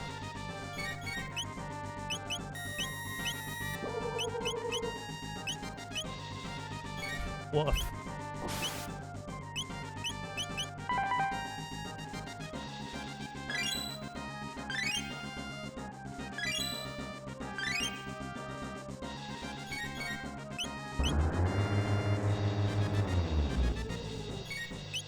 Try that one. Ow.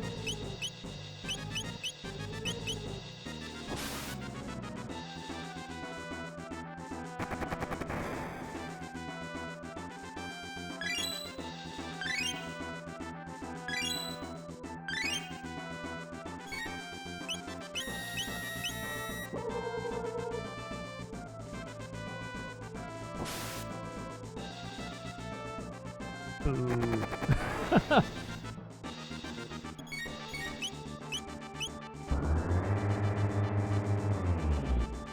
Alright, starting there. Come on, go.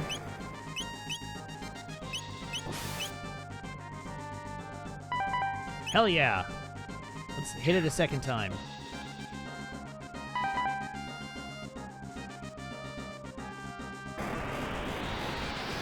And then a round of heals for everybody again. Ooh, ooh! Alright, defeated. I didn't get the blackmail, but I don't care. It's good enough to just defeat it.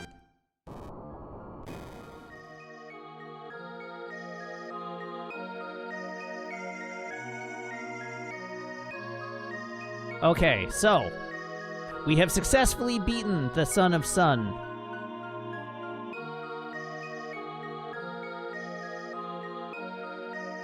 Oh, it's not that it has random drops, it's that I didn't steal a blackmail from it, which I could have stolen from it, but I didn't.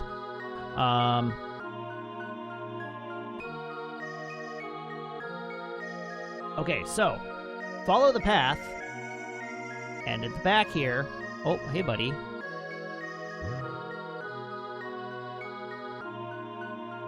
This is the ancient sunstone. It doesn't seem to have an ounce of energy left in it. We could probably recharge it with sunlight, but that would take eons.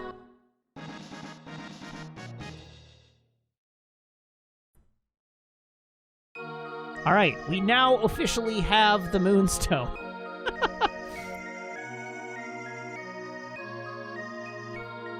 Yeah, that would take eons. She says, as if we didn't just leave Robo in the past for 400 years.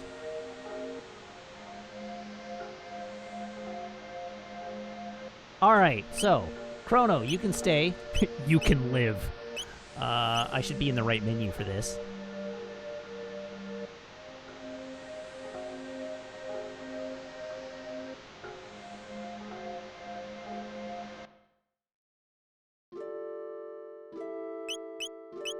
Brago, welcome back.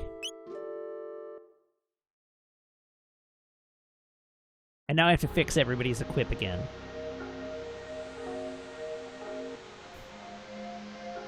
And let's just hope we didn't screw the side quest by doing that other bit out of order. Okay, so Eon suit, Rage Band, great.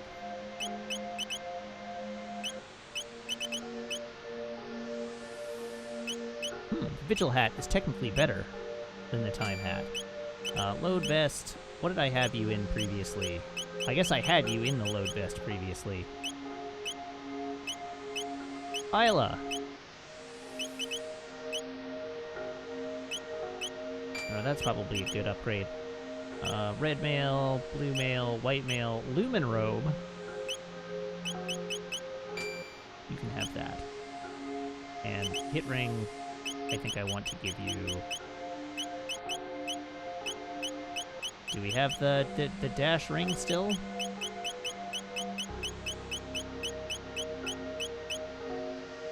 Sure. Speed belt. Good enough.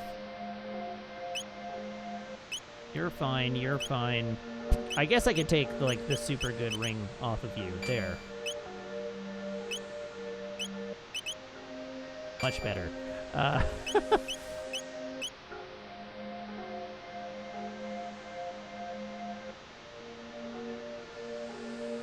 Alright, all aboard the time machine.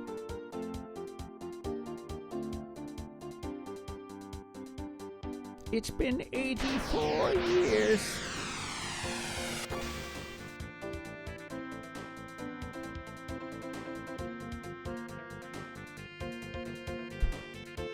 Alright, well that was thoroughly janky, but we've done it. The Reptite Lair. Okay, so now that we have the Moonstone, I should actually read the guide. Fly to the isolated island to the northwest of the world map. Okay, and land the Epoch there.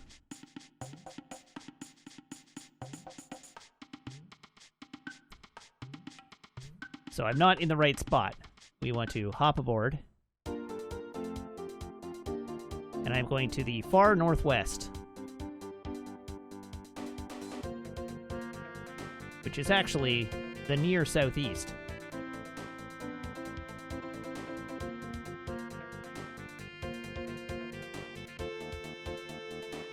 Because that's how globes work.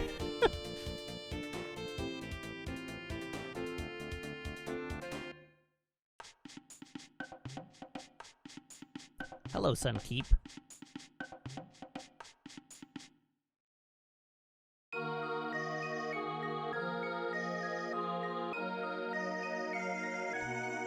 Sparkle. This be the spot. 'Tis warm.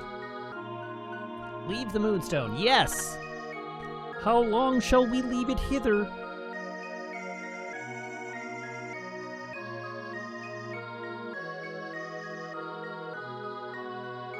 How long indeed shall we leave it hither? Well, is it still there in 12,000 AD? You heard, Kermit, Warbo. How long shall we leave it hither?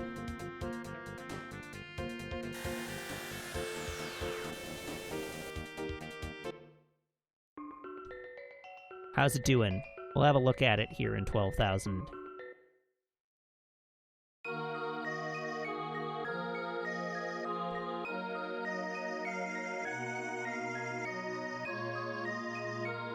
How you doing, Moonstone? Alright, still looking pretty dull.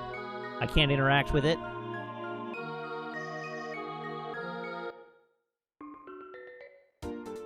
All aboard. 600 AD.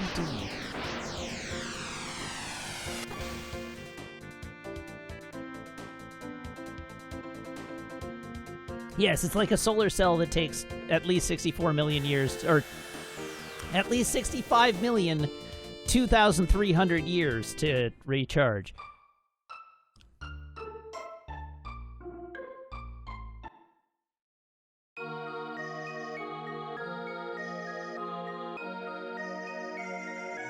Ooh, hello.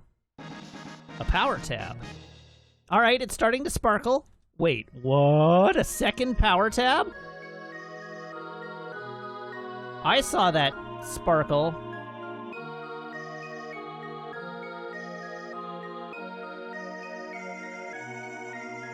There was fully a glint there after I picked it up.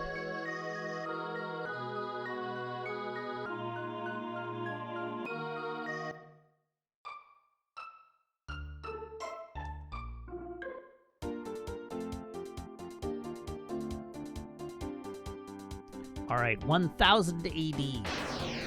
This is where things potentially get weird.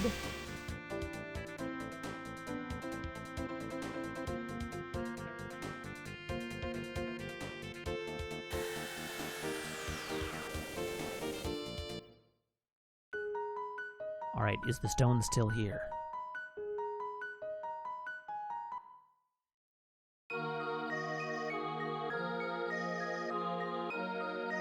It's gone! Shock and horror!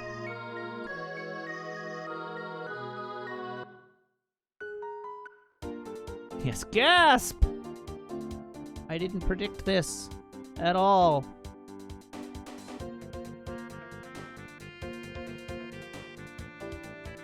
Where could my rock have gone?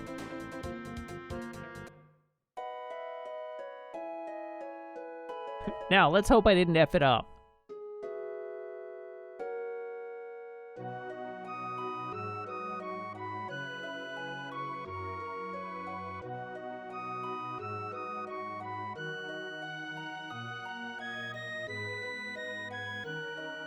The Mayor's Manor wasn't shining, which is troubling to me.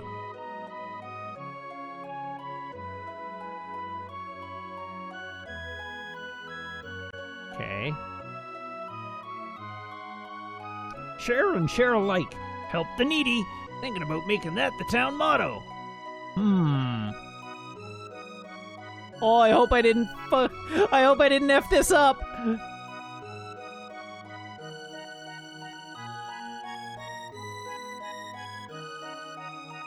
The solution is to a piece of beef jerky.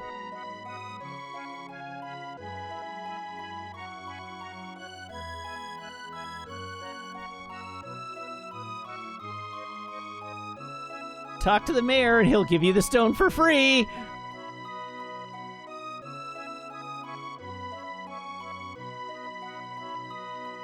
Uh-oh.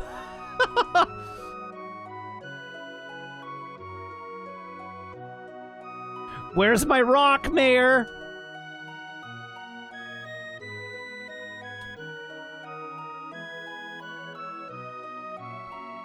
Everyone thinks Dad's generous. Did that mean they think he's cool? Who knows? All right, well, we'll go to the future. I can try to do another pass of the jerky.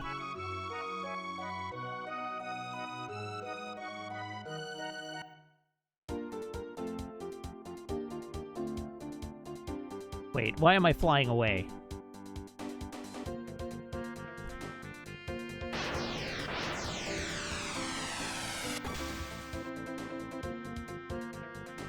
Can't get sunstone from mayor.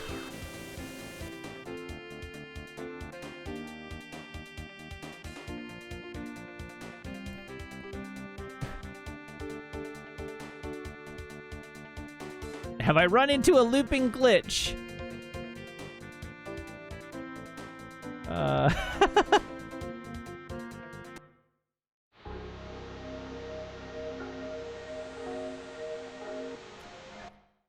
All right, reading off of Reddit, I'm playing the SNES version, and I'm also using walkthroughs. When I began the Sunstone quest, I did what I was told, but first I decided to go to 2300, then 1000, then 600. The guide told me to go to 600 first, so I went to the mayor's house in 1000, back to 600 to talk to the woman following the guide. I went to 1000 to get the jerky. She gave me the jerky. I gave the jerky to her in 600, but then when I traveled back to 1000 to get the Sunstone, the guide stone still says Moonstone. I've never heard of it. So that's a different glitch.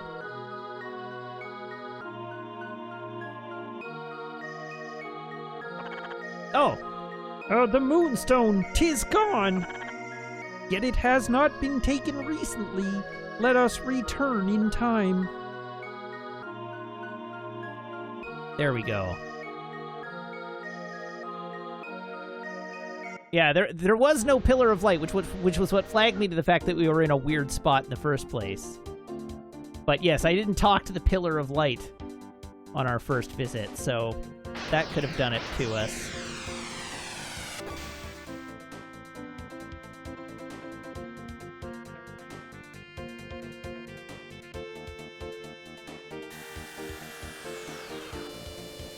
All right, now...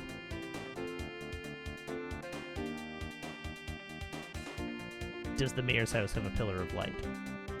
Please, yes. Please, yes. All right, there we go.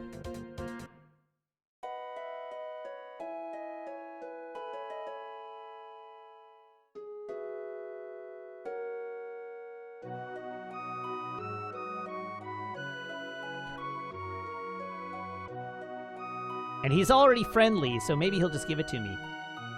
You're interested in the Moonstone? Well, someone simply left it here. Seems important to you folks. Why don't you go take it? Victory is mine. Thanks, bud.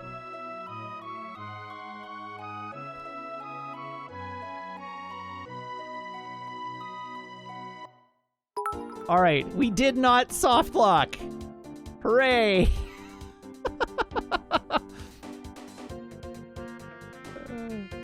Now we put this one back in 65 million BC to double up.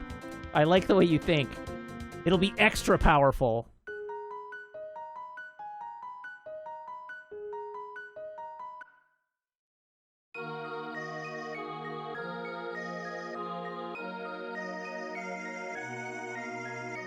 All right, so now we return it to the Sun Keep. Leave the Moonstone, yes. And now we travel to the far future. I like the fact that the extra 1,300 years are the deciding factor between it being a Moonstone and a Sunstone. After 65 million years sitting there, it's the 1,300 that really make the difference.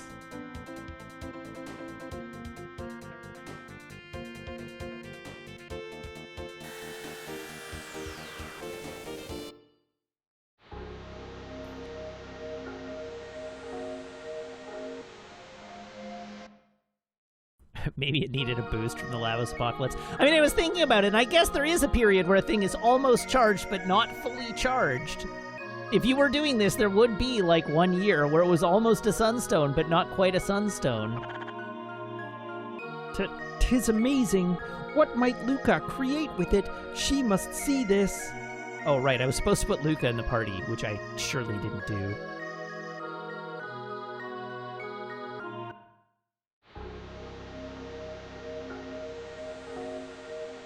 Isla, you're fired. Luca, you're hired.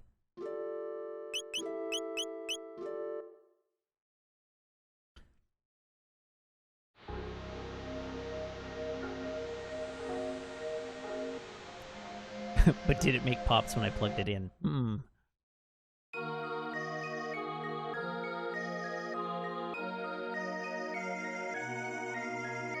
Amazing! With this much energy, I can make a powerful weapon. Let's go back to my house now.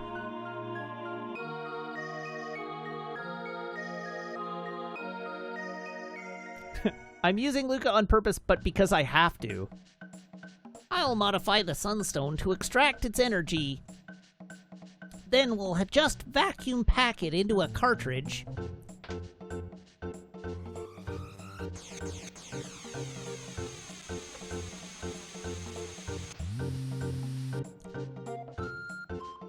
And it's finished.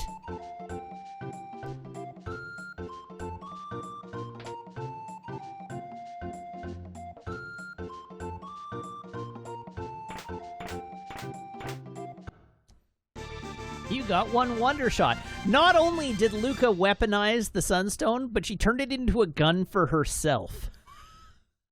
So all of that was for a weapon that I'm never even going to use. Sometimes I amaze myself. Oh yeah, and her like...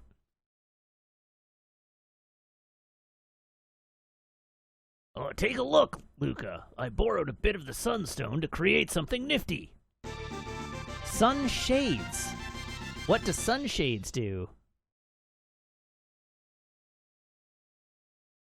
Sunshades. Presumably they protect the eyes from light, but what do they really do? Alright, well Luca, you can at least equip the Wonder Shot.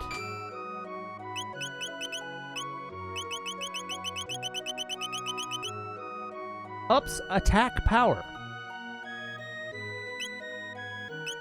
How so? It didn't look like it upped attack power.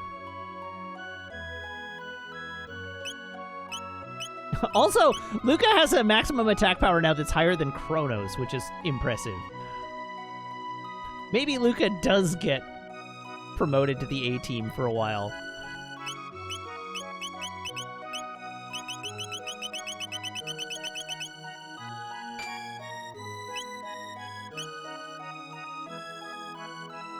When equipped, it increases the damage the wearer inflicts on enemies by 25%.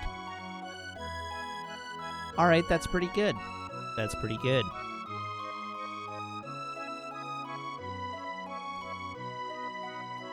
Alright, next up, Quest 3E. Oh, you want me to talk to Luca's mom?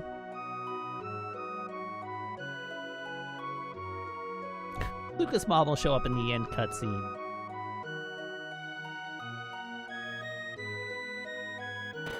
I think, so as I understand it, Luca's weapon, the Wonder Shot, is maybe the most powerful weapon in the game, but it's like heavily dice rolled based, so it can do any amount of damage from like 1 damage to max damage.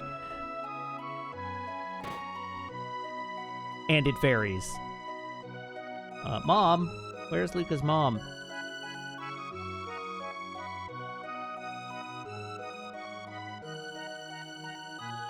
Hey, look! Laura's up and walking around. Oh, what a beautiful day. I'll finish the housework and take a walk.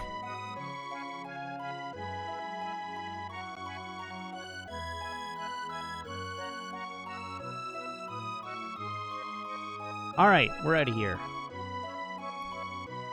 Quest 3E, Cyrus's Ghost.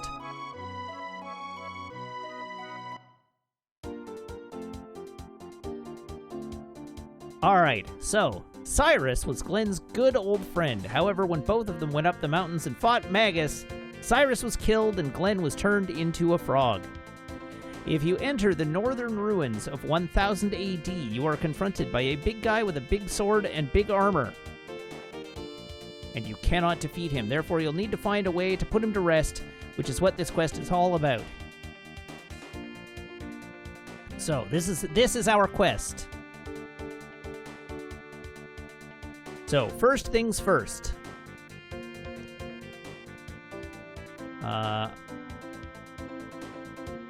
So where are the northern ruins? Which ruins are the northern ruins?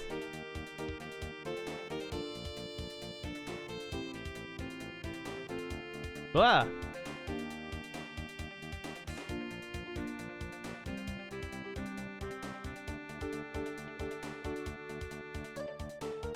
Ironically, they're in the south. I mean, I think you're right.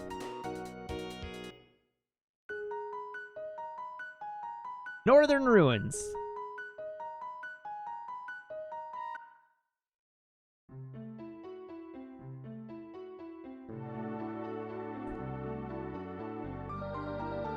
Hi there.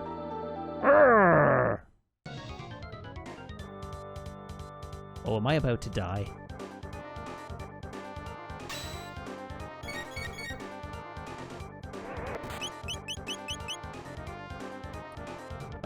Can I escape this battle?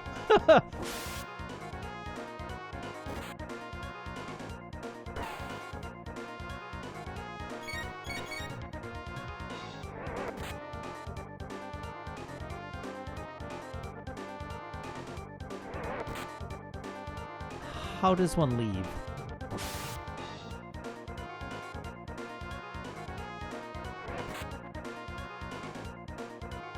We've been told quite explicitly that we can't kill it.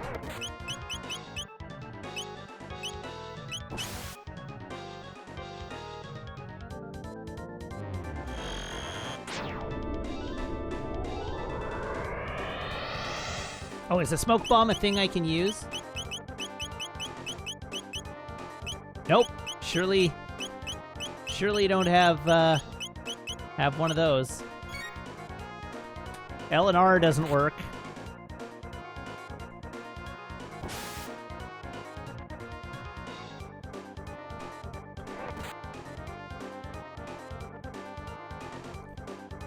Wait. When was the last time I saved?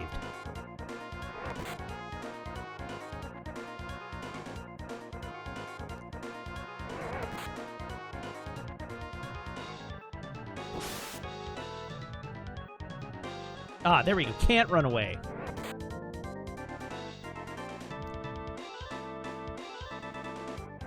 Holding all them buttons.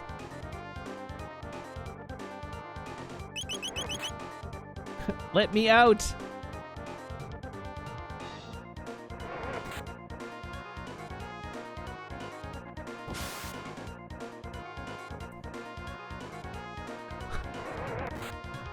So yeah.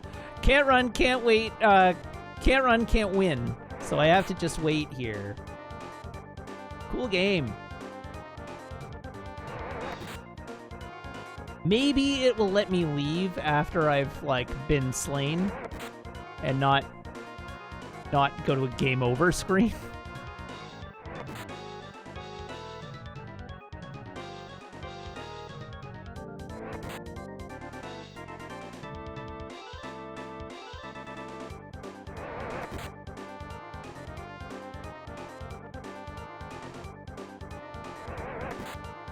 I would like it to not kill me here, based on the last save that I put in. I wasn't expecting this to be a fatal fight.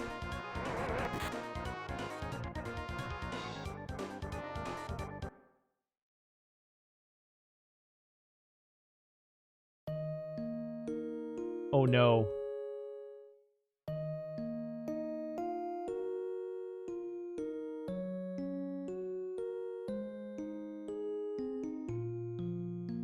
Okay, but it hasn't taken me to a game over screen yet.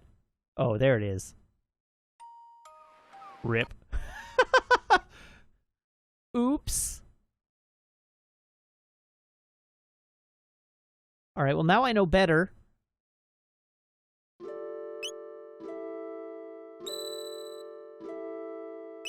So what was the last thing I did?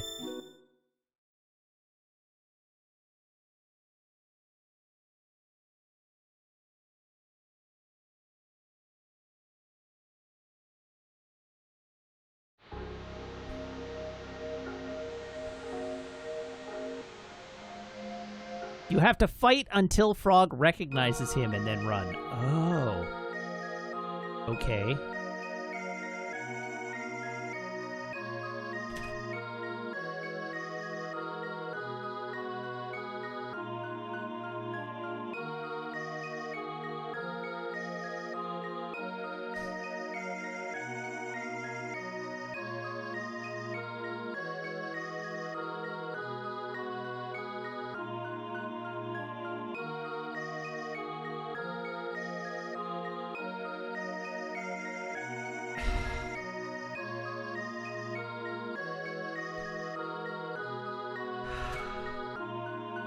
What have I done?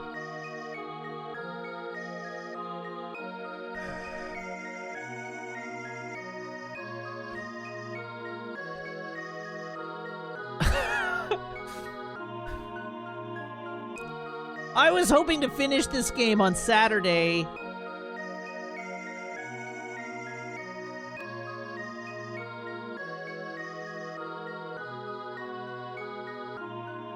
Laron says the upshot is you know it's just Luca gear, so you can always not bother.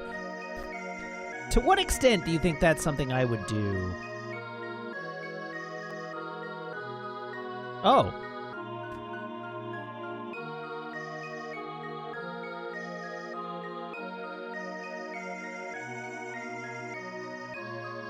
Hello again. Sorry about that. Hi all. I don't know what happened there. My stream just went like super unstable and then died. I didn't do anything. The stream just failed. So, anyhow, that was hilarious. But we're back. We're back. But yeah, the stream fully did rage quit for me. I didn't do that. And in the back end, my bitrate is showing unstable, which is weird. But anyhow, we can roll back into it. I'll have some stitching to do in the VOD tonight, I guess. So let's check and see how everybody's doing.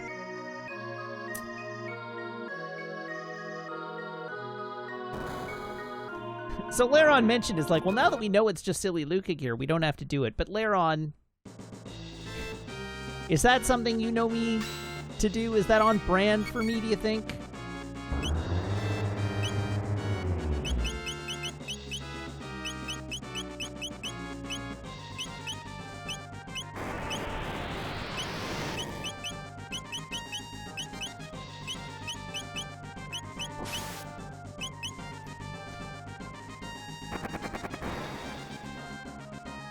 Yes, the upshot of this is that it should go more quickly since I'm doing it all over again.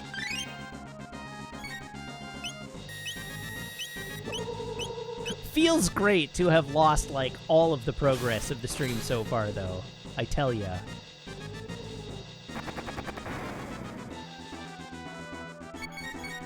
Yeah, the stream pausing and restarting is what happened on my end, too. I don't know what was up with that.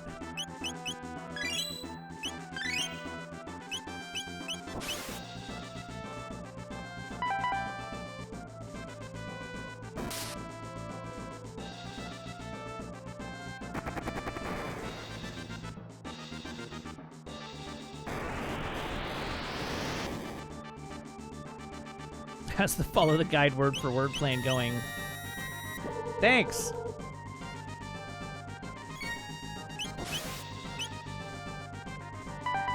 Alright, get those hits in.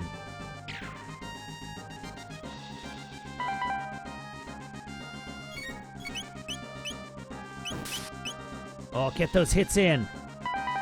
Before he spins. Aw, dang!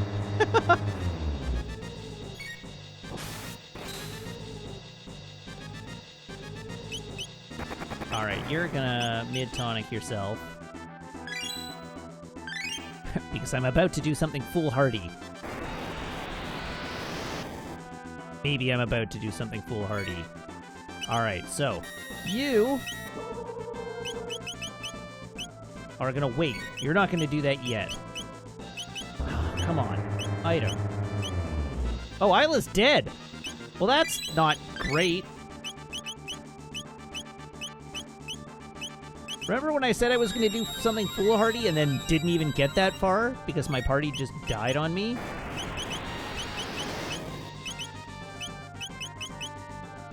Twice in a row?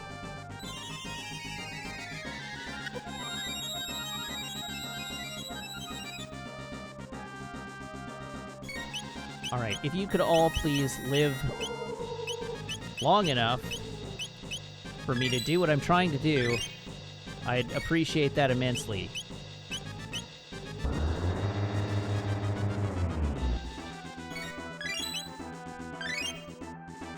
Okay, Isla. Wakey wakey. Oh, come on!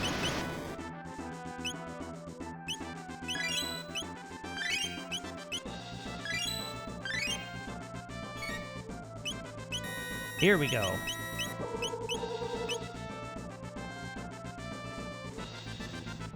Steal the blackmail. Let's get it this time. Beautiful.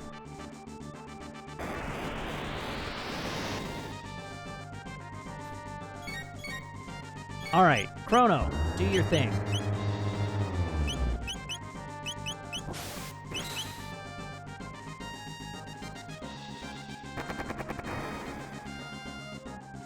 Yeah, that is the silver lining of the stream hiccup, and the catastrophic death. Is that I at least get a second chance at that.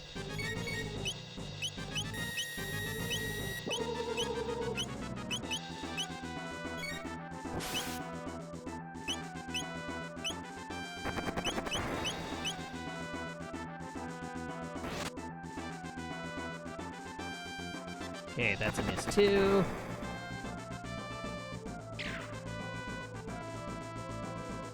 Oh! Jeez. And now he's gonna roulette again, so... Just gotta pin down the right one.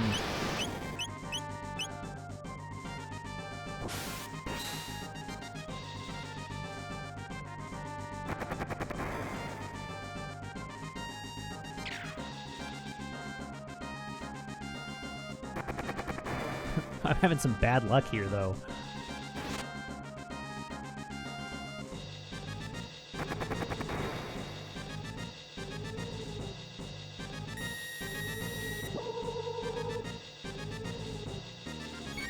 Bye, Luca.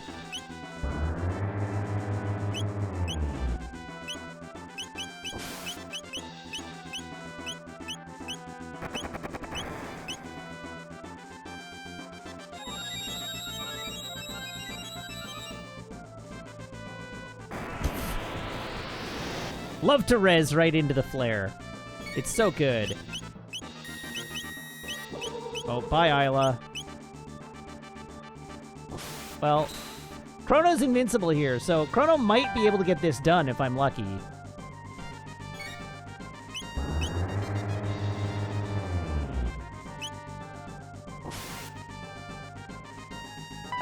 Oh, yes! Hashtag Lucksack.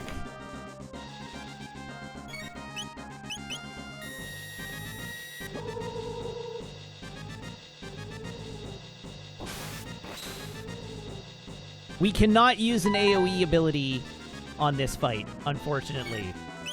It has to be done with single point attacks only.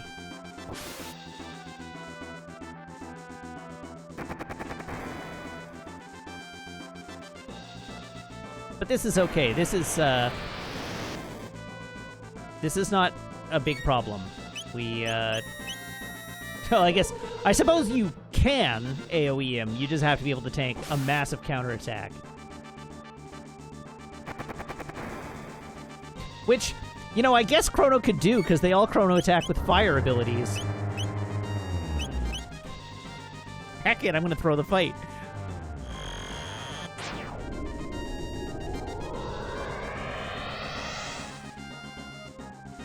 Surely this won't... So that just didn't work, unfortunately. That doesn't count as solving the puzzle.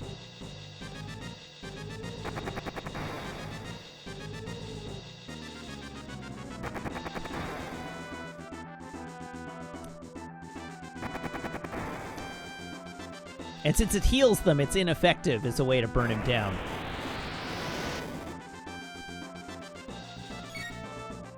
So we do have to do this the hard way, unfortunately. Oh, the top one didn't counter. Well, I guess that's a good piece of information to have, if it makes it through... Yeah, it didn't.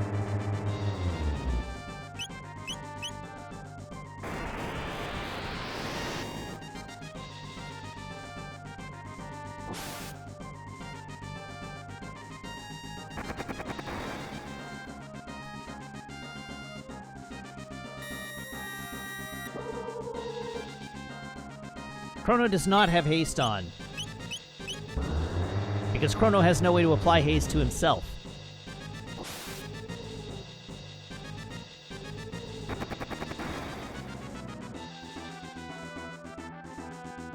So we're just playing the luck rolls now.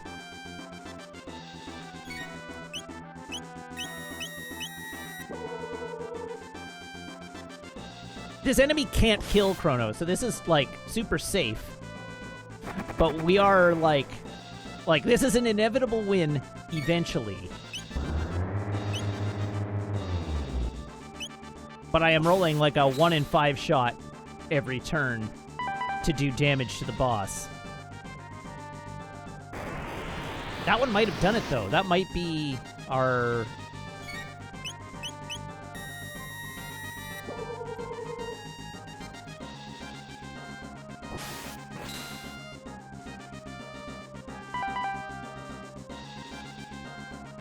Very nice. No! I lost it. Getting it on that first attack is real good. Because then I get a couple of swings at it before it goes away.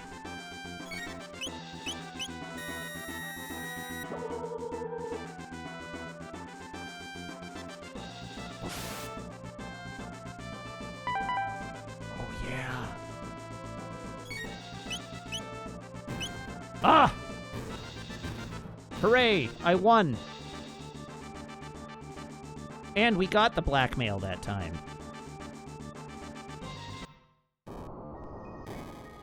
Alright. Rolling forward. I could have sworn I saved after that fight. I'm a little mad.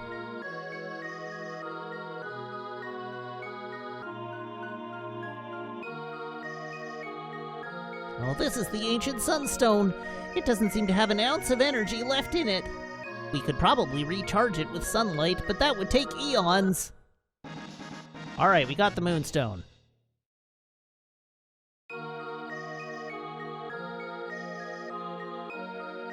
Now I get to speedrun this portion of the game.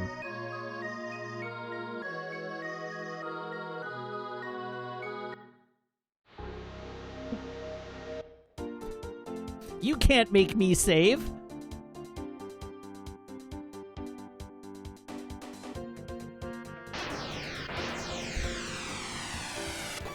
I had to experience this pain, so now you get to sweat alongside me.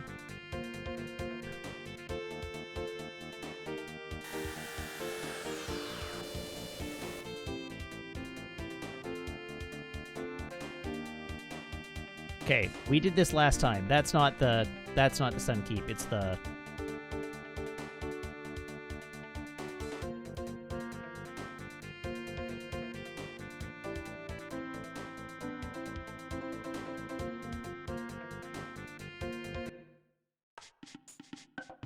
Alright, now I will use a shelter and save.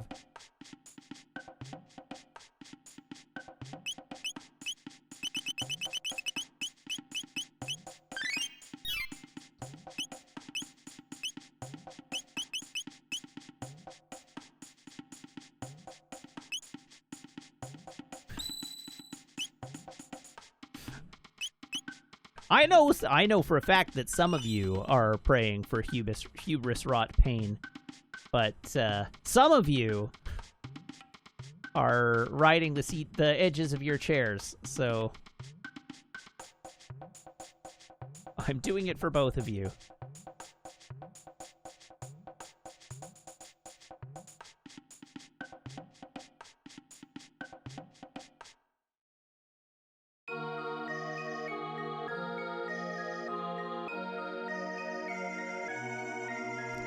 It's never dark in here. Well, back to Shimmer. Here we go, we're getting slightly different dialogue this time.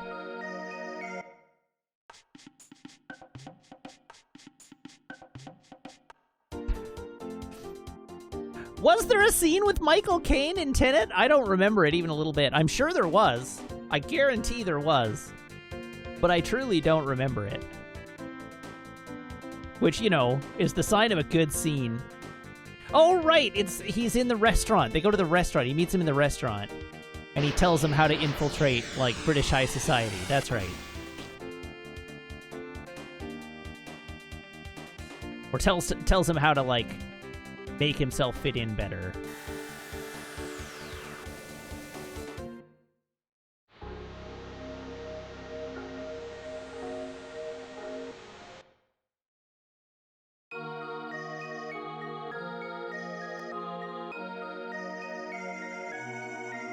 It's gone! The Moonstone is gone!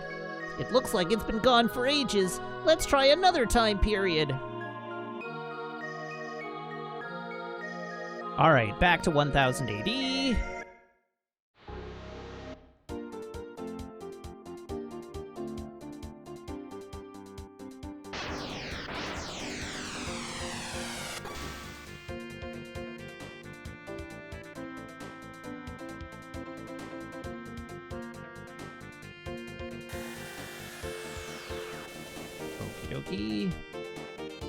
Back to the village of Pore, which should be all sparkly. Ooh.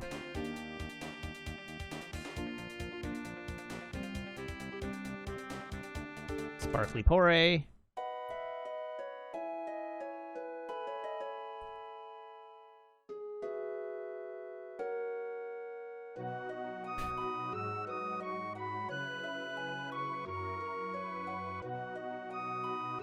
You're interested in the Moonstone? Well, someone simply left it here.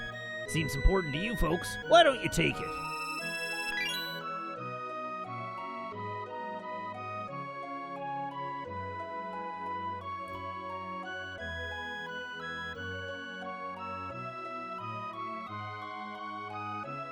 All right, back we go.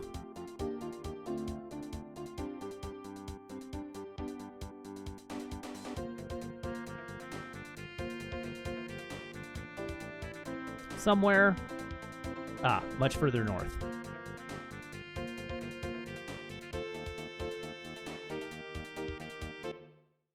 Into the cave with you.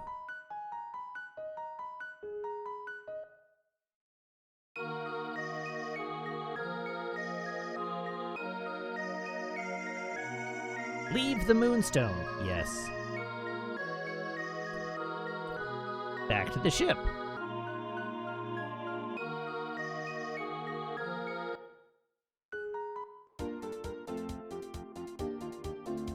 To the far future.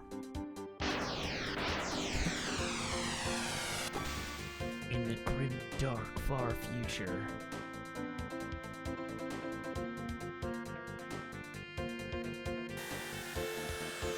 Of the year 2300 AD. Alright, let's pick up a rock.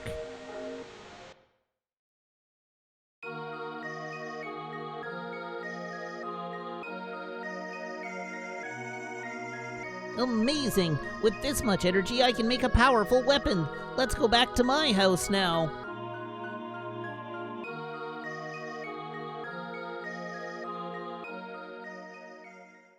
Outlied Man says, this game is longer and more in-depth than I thought it would be. That's kind of its thing. The depth of the time travel mechanic is kind of this game's thing. I'll modify the Sunstone to extract its energy. Then we'll just vacuum pack it into a cartridge. What's the lore between Matt hating Luca? I don't. I just, like, she's not my favorite character to have in the party. I think she's less interesting than some of the others. And it's finished.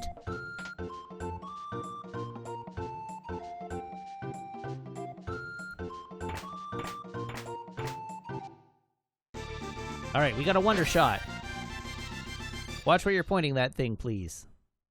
Sometimes I amaze myself.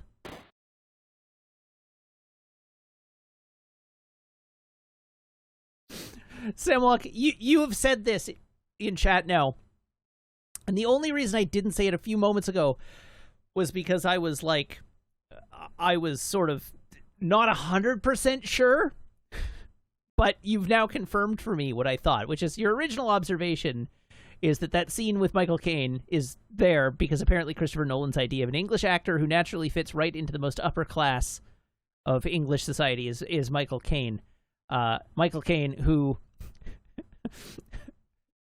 as Sam Wonk notes, is a character that was typecast as not from money for most of his career because he speaks with a distinctive accent that's associated with the working class. I was like, yeah, wasn't he, like, hasn't he notably played, like, working class people for almost his entire career?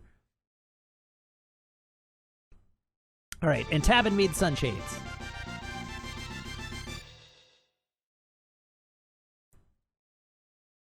Like, Nolan naturally casts him as, like, mostly upscale sort of positions, like college professor, butler to a billionaire. Butler to a billionaire? I don't know. I assume Alfred is, like, well taken care of.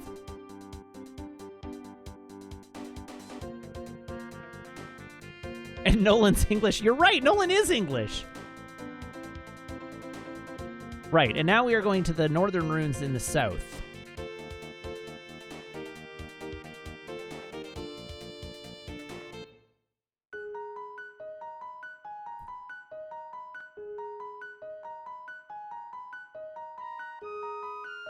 I don't think Alfred is an indentured servant. He's clearly paid and, like, given vacations, and he's clearly paid very well.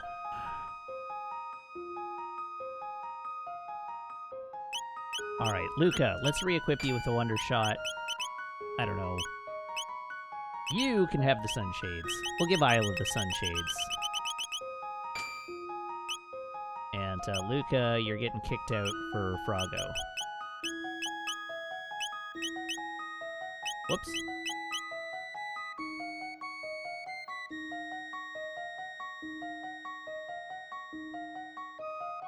Isn't it a plot point in Begins that Alfred got rich off the Waynes? Well, after they were all declared dead, everything passed into, like, the Wayne estate passed on to him.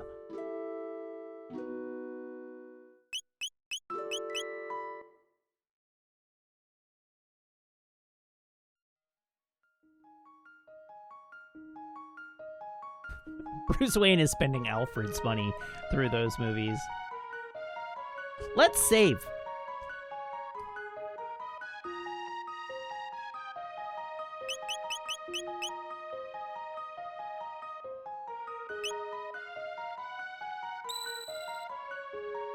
Hi, Meg. How doing? Pardon me? Oh, you've started an internet fight, have you? I see how it is. You're wrong. Heaven forbid. Yes.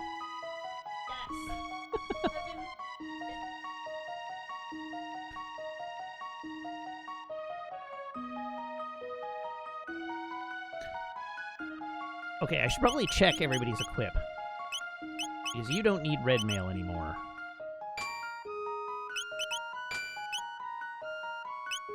I did this once already.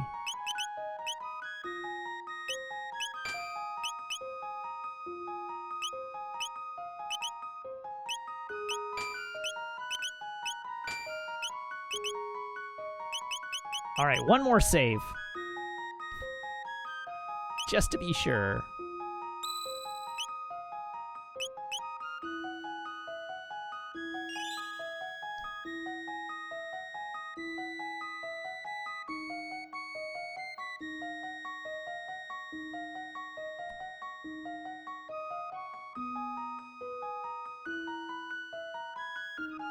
Alright, let's fight him until Frog recognizes him. Hopefully that goes by pretty quickly. I guess I could have looked this way first. Why only a single save instead of stagger saving? Because I'm stupid. I like to live dangerously. That's a lie. I don't like to live dangerously. Arrgh!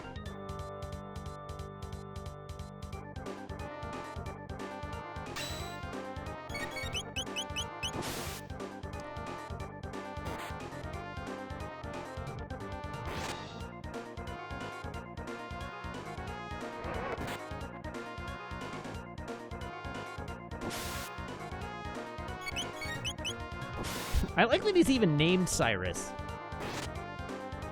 He looks nothing like the Cyrus we saw earlier in the game, but he's still named Cyrus.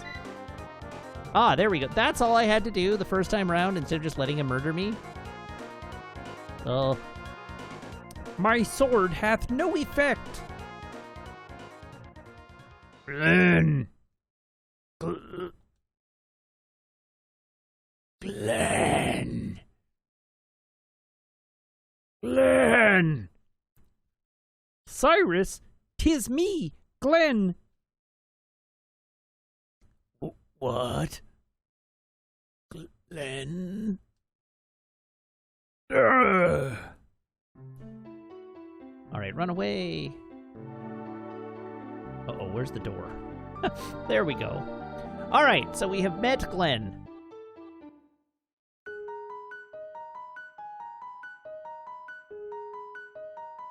Okay, so first things first. Chorus in 600 AD.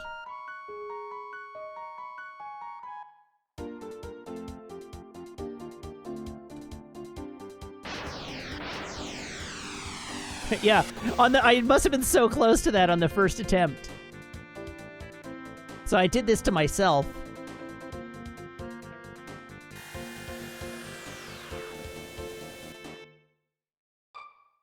All right, chorus in. Cafe. Residence. Residence. Chorus in.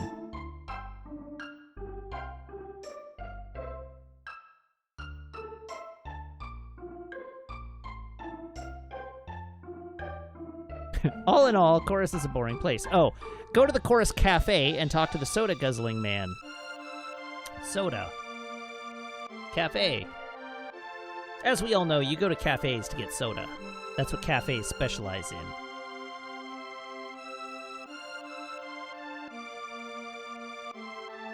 My tools have been stolen. I can't get any work done now. All right. You can also talk to Tom at the bar, who we have previously spoken to. But that belongs to another side quest we'll do later. In any event, we'll lend this guy a hand by getting his tools. Go to the Chorus Inn in 1000 AD, and here talk to the descendant of the soda guzzler.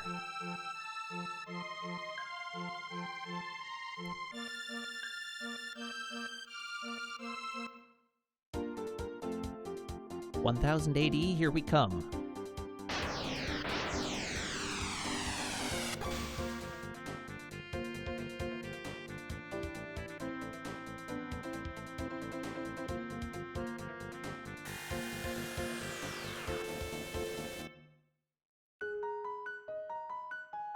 All right, which one's the inn this time? That one's the Mayor's Manor. Chorus Inn, which has merged with the cafe. It's an inn and cafe now. Bed and breakfast. Hey, look, it's a soda guzzling man. Hey, bring me some more soda. Sir, I think you've had enough sugar today. Pipe down, I'll tell you when I've had enough.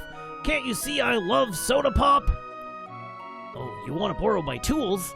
Be my guest, I'm busy here, so go get them from my wife. All right, then.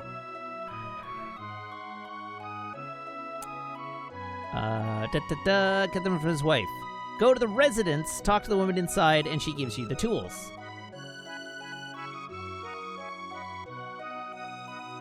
Good to know that there's a bustling town with only one residence.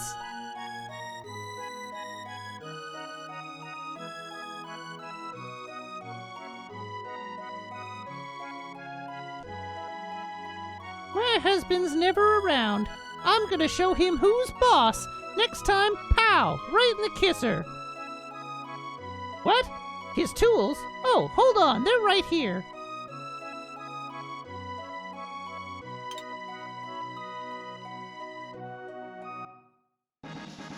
Got one. Tools.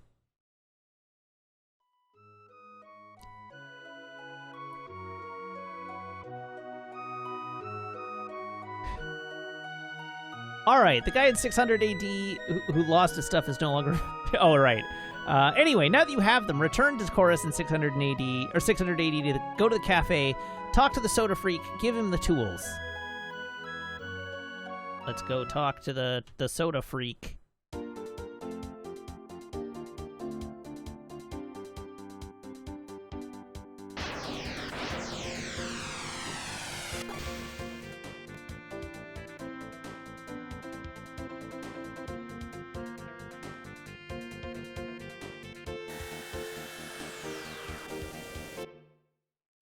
Hello, Soda Man. I think we are creating a closed loop with these tools. We don't know the origin of the man in 1000 AD's tools. It seems unlikely that these tools have lasted 400 years multiple times over. You've got some tools there. Will you lend them to a buddy? Yes. Thanks a lot. Now I can get to work. All right, so we have to follow him to his residence, which I suppose is probably still this one.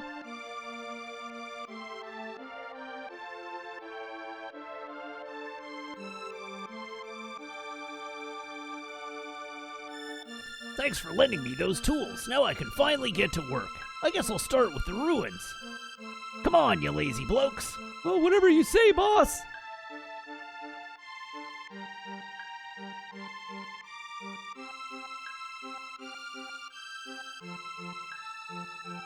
Okay. He's going to repair the northern ruins. Head to the northern ruins yourself.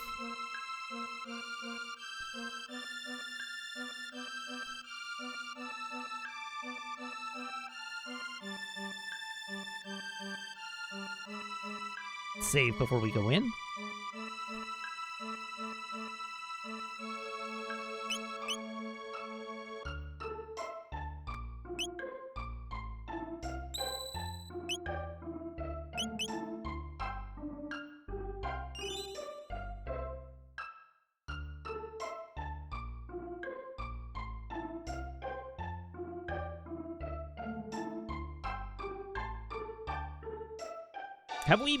Have we even been in the northern ruins of 600 AD before now? I don't think we have.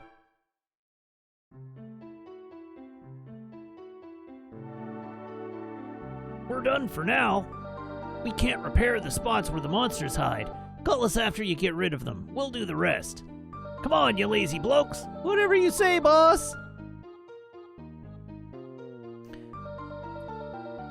All right. So, we can go left or right, so we're going left.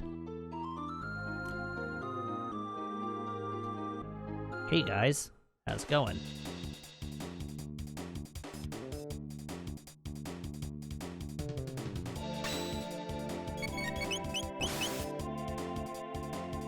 Uh-oh.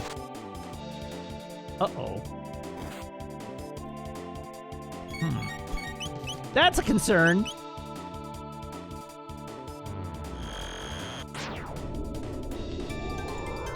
All right, Shadow Wolf says there are sealed chests in here that are best opened in 1000 AD. All right, we'll bear that in mind. We won't open the sealed chests here.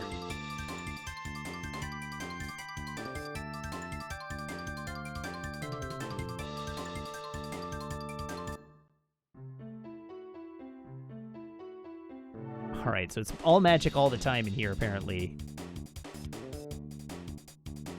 The monsters are all ghosts.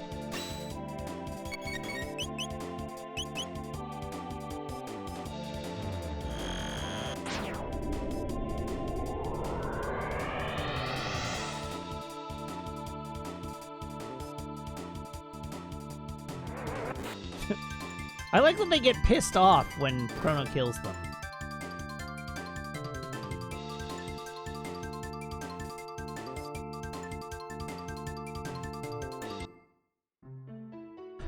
Okay, so, defeat the 2 sentries here, go to the right, do not pick up the Hyper Ether, which we'll get our hands on later, head left, fight another 4 sentries. 4?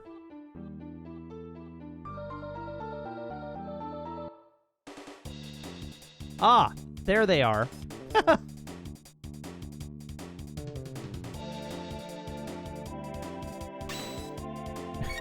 Chrono's probably about to get murdered, so I think I will, top him up a bit.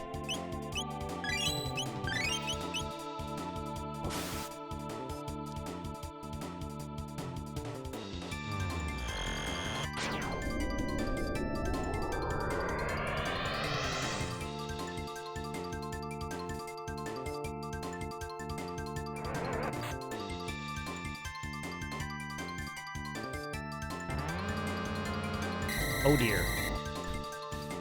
I'm reading the guide instead of paying attention to the content of the battle. I should probably be actually doing things, right? Oh. Alright, everything's fine. Chrono's dead, but that happens from time to time.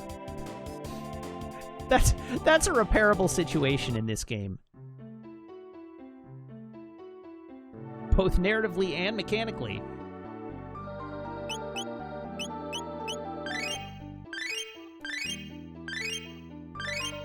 Oh, all of his MP is gone. I wonder how that happened.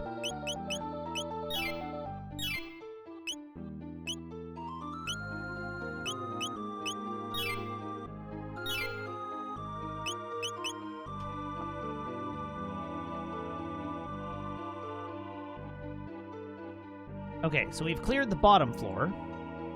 Now we're going upstairs.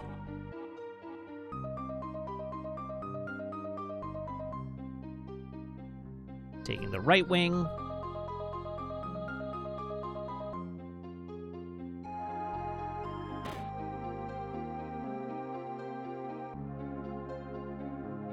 Hello guys. How's it going? Maybe one day I'll let somebody else take a crack at these enemies. I really ought to switch over Chrono's equip to the gold stud.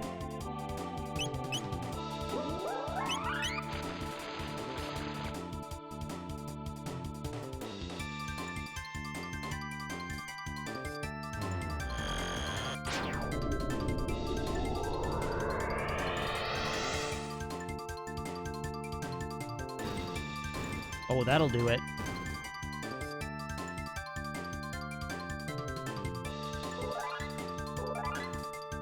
Nice of Chrono to level up there.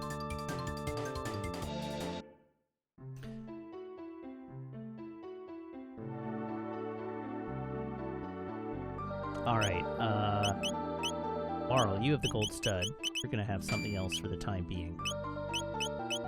Chrono, congratulations. I have a gold stud for you. Somewhere in this list. There we go.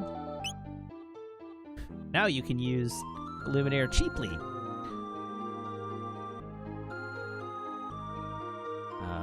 Alright, back at the entrance, take the right wing, defeat the defunct and a number of reapers that join them. By getting rid of this collection of monsters that haunt the area, the carpenter can resume his work. Oh. Is that the case?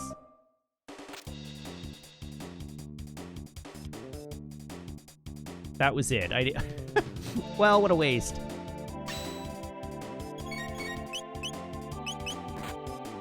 Be gone.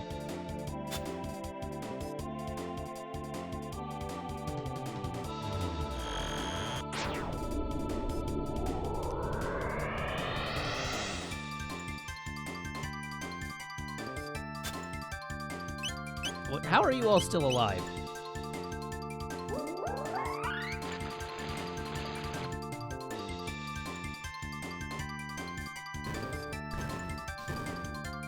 These things survived a Luminaire. They're the strongest non-boss enemies we've encountered.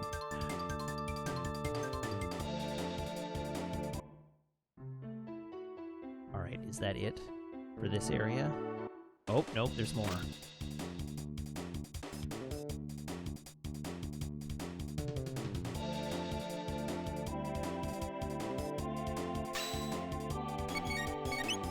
To be fair, they never were actually alive. Maybe they were.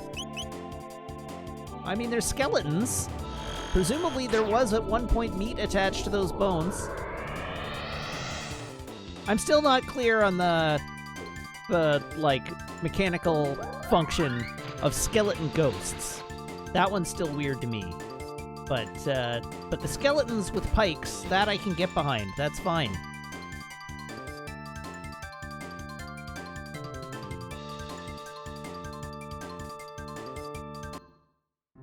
Bones have ghosts too. Do they, though? Alright, what's in this room? It is a room that takes us to another, more different room. Okay, so we have cleared out this building. The carpenter can now resume his work. Go to his house and talk to him.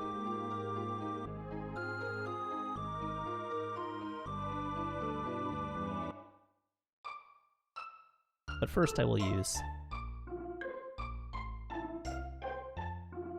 a doohickey.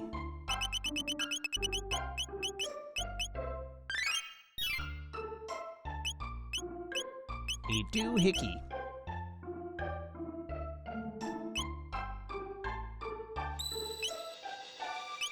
Yes. Alright, saved. Everything is safe.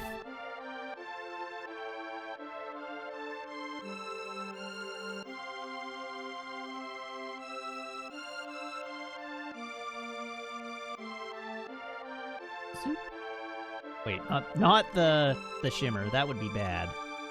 To the residence.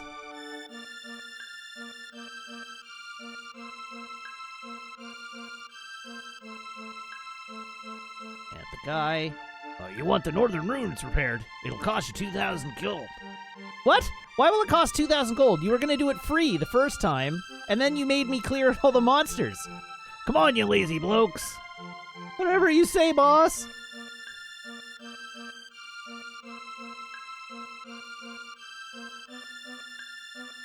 All right. Now, head back to the ruins.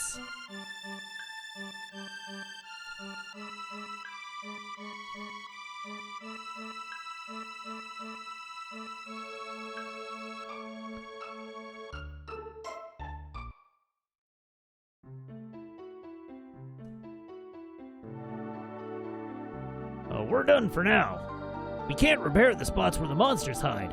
Call us after you get rid of them. We'll do the rest. Come on, you lazy blokes. Whatever you say, boss. There's no monsters here. Why didn't you repair that hole in the floor?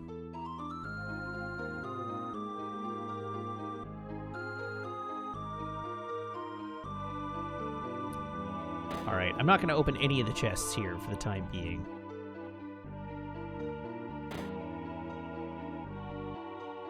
Oh ho. Alright. Cyrus, the fool who challenged Magus, rests here.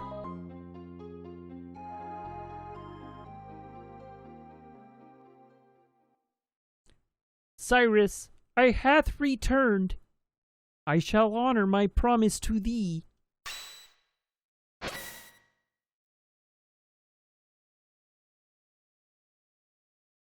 I suspect that the reason Cyrus is an angry ghost is because of the rude engraving. It is a very rude engraving. Cyrus.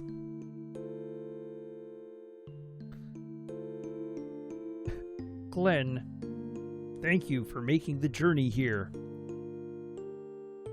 Dear Cyrus, thou must think ill of me. On the contrary, you have come far, my friend. When Magus defeated me, I thought of all those whom I had left behind. King Guardia, Queen Lean, and of course you. Cyrus, your skill and dedication are superior. I can rest now, knowing that everyone is in good hands. Goodbye, my friend. Cyrus, wait, I...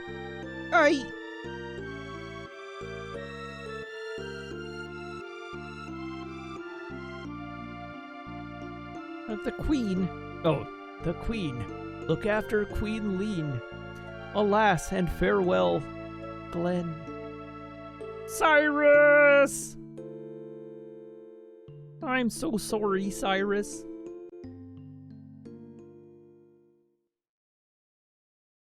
Huh? The Masamune. This is awkward. He didn't have the Masamune equipped. Oh, look at that sweet sprite work. That's it. Oh, yeah, that's it.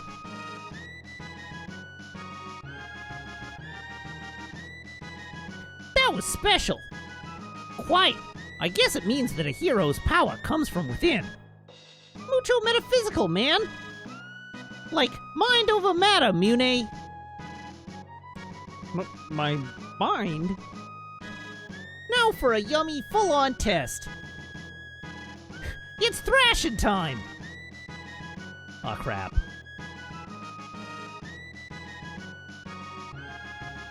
Oh, wait, they're not gonna mash... They're not mashing me. I appreciate that. 'Tis flowing with strength and vigor. Ah, 'tis the true identity of the Masamune. Cyrus, I promise to fulfill your wishes. 'Tis a sad farewell. Onward, all. Alright, cool. Let's equip it. Oh, he had it equipped. And it's dope! It's so good. Alright, I guess we can go poke around upstairs, too. Okay, so, according to the guide, random bits.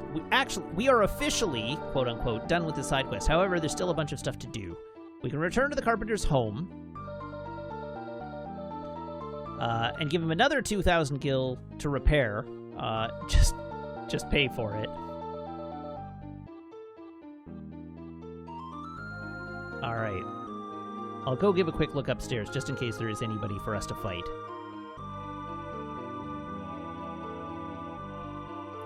Was he lying to me about there being monsters? Did he spin me a false narrative? That hole's still there. That hole's still there. They didn't do any repair work.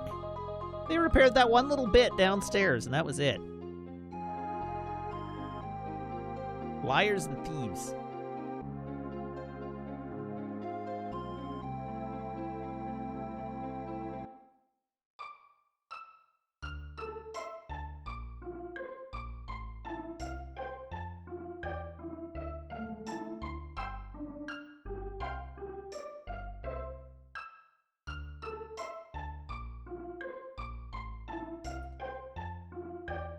You want the northern ruins repaired? It'll cost you 2,000 G.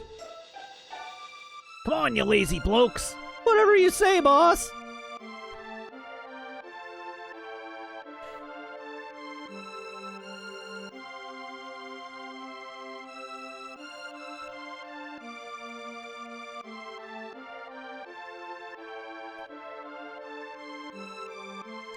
All right, back up to the northern ruins.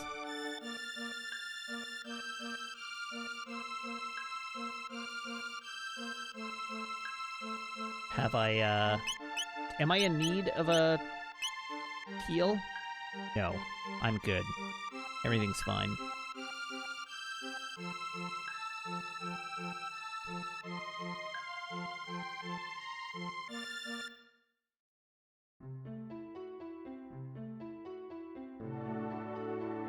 We're done for now. That's it for now. Come on, you lazy blokes. Whatever you say, boss.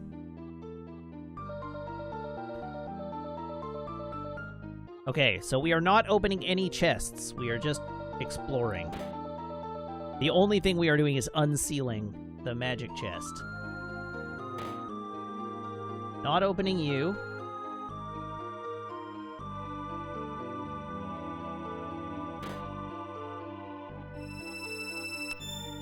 Something is reacting to the pendant. Take out the contents? No.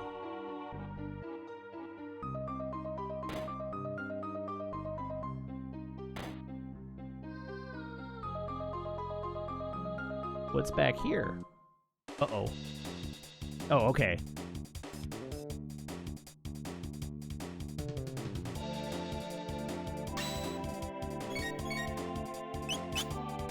Luminaire. Let's do it.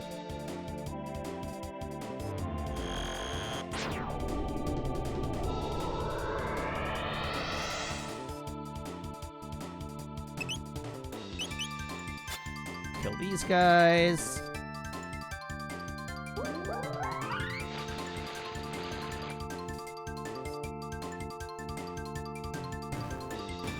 Dead. Great. believe that I was about to fight the door.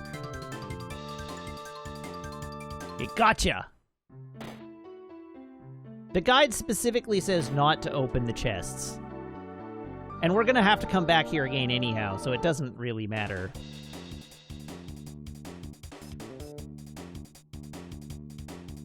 Uh-oh, these guys are yellow. That's concerning to me.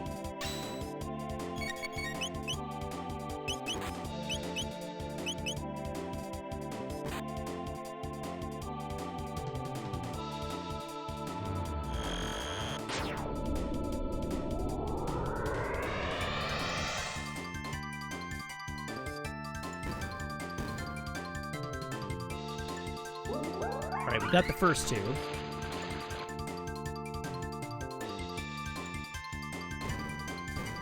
And those guys are dead.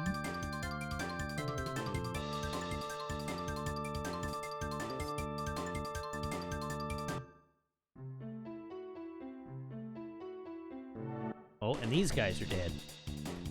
Or are about to be dead.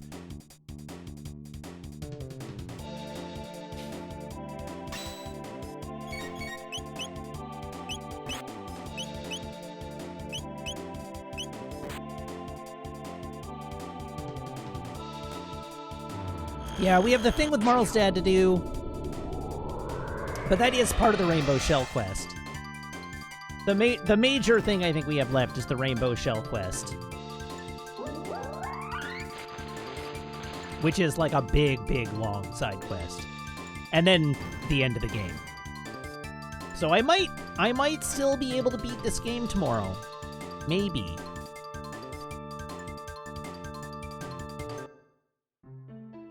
We unseal. But no. And we unseal. But no. I'm not planning to stream tomorrow. Tomorrow's my day off, so I'm gonna take the day off.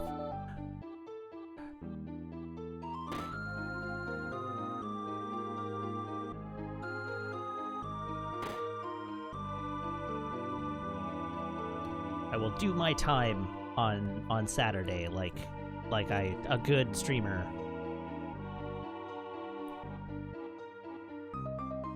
How many endings can I get on this save? I'm pretty much only going for one.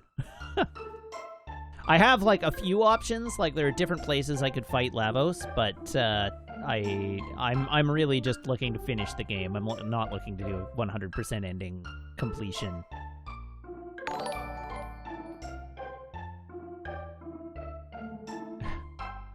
Ozzy Osrin, thank you for the follow and welcome to the channel. Okay, so having done all that, we can now head for the Northern Ruins in 1000 AD.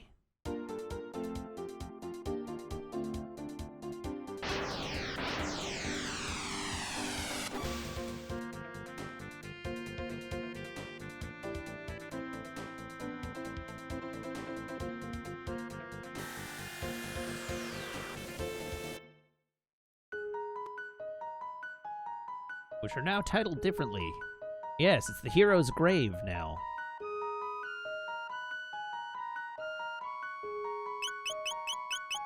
But I will save first before I go in.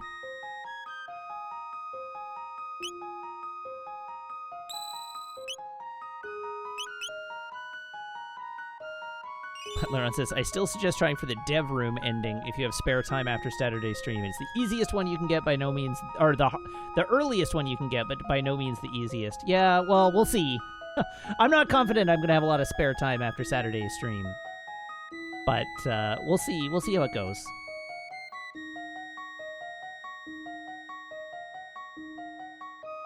All right, in we go.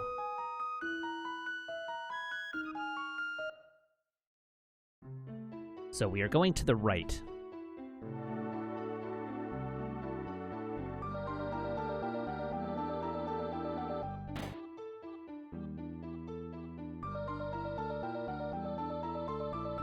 Okay, so go up the stairs, search the lower left corner for a power tab. Oh, I must have run through that. There it is.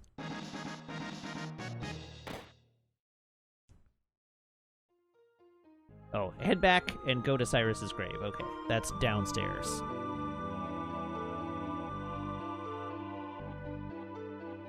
Okay, no longer there.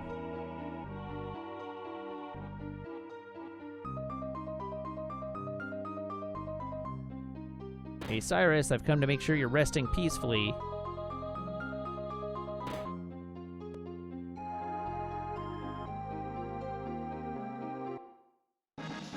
Magic tab.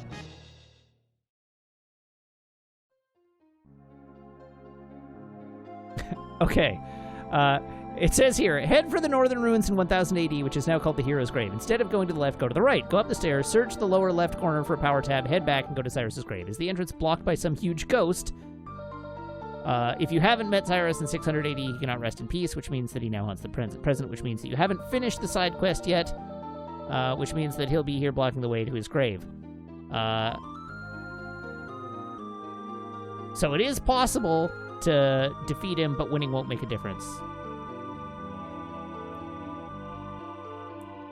Alright, so we have finished the quest. Cyrus sleeps here, avenged by his friend Glenn. Cool. So now I can take the item from this chest.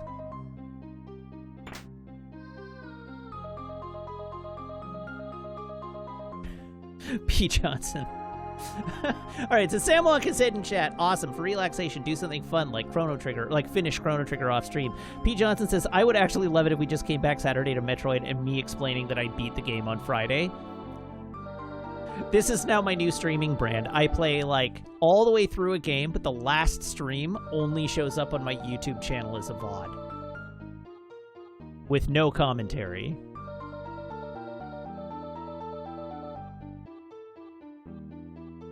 For every game.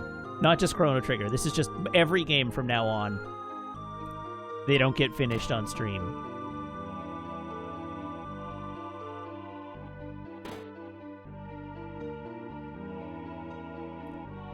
Okay, so we can explore the rooms once more to get the stuff from the chests.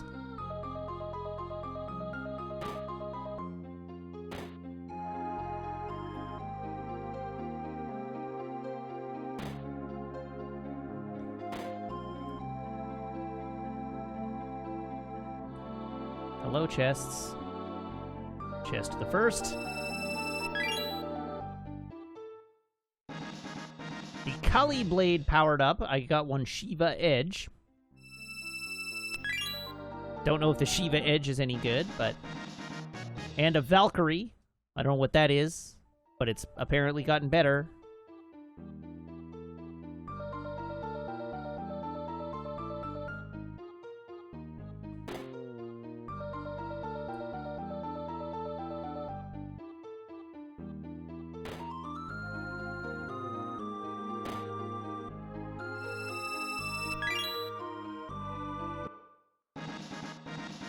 Moon armor. Alright, so the Shiva Edge is for Chrono. The Valkyrie is Marl's ultimate bow. So that's pretty good. Ooh. Ooh! Hello! Yes, don't mind if I do. 4 times damage at critical.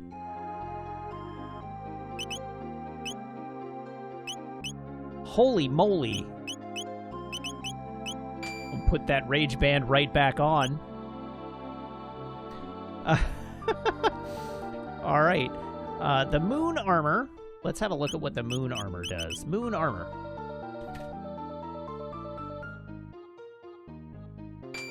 Sure.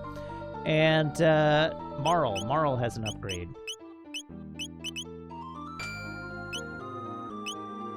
There we go.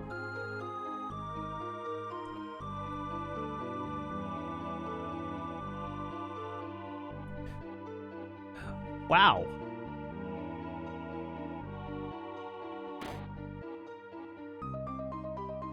Rad loot.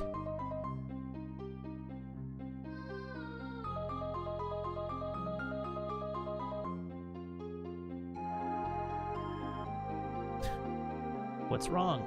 Moon armor's haunted. Alright, so we can real quick, just scoot back to 600 AD. And do the same thing I just did and get all the lower grade stuff.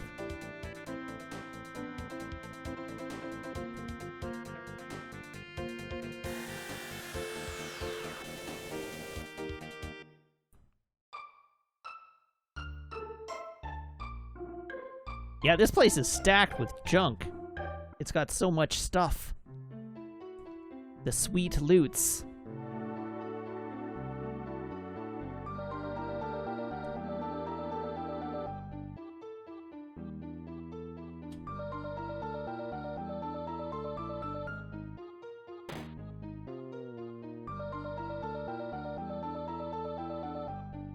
If you take it in the future and then take it in the past, why doesn't that cause a time paradox? That's how the game time mechanics work. I don't know, everything is kept in a temporal bubble.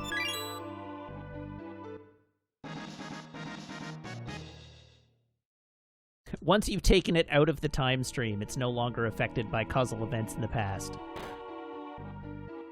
Except when it is. The party puts the loot back later so it'll exist in the future. Yeah. Once again, it's Bill and Ted rules.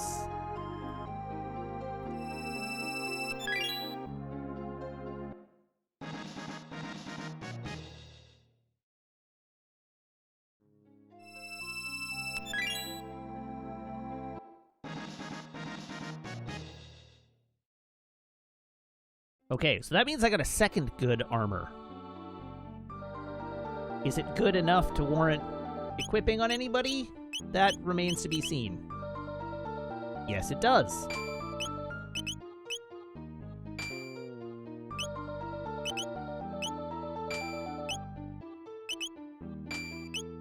Ugh, look at that filter down.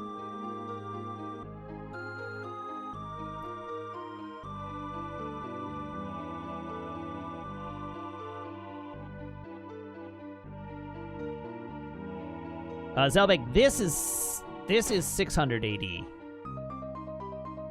We already did the 1000 AD.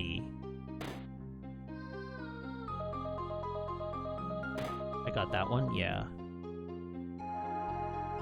And I got this one. Yeah. Okay, now I have to check downstairs and loot the stuff that's down there. And then we'll finally be free of this place.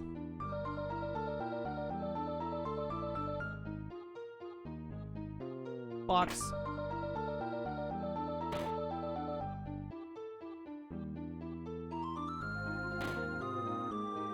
And there's nothing in this room. Okay, cool.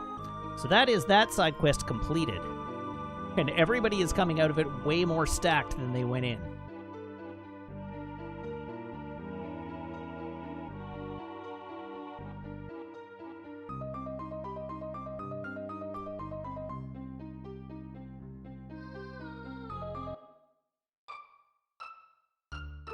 Okay, so it says here there's one extra thing to do. So we need to swap our party arrangement.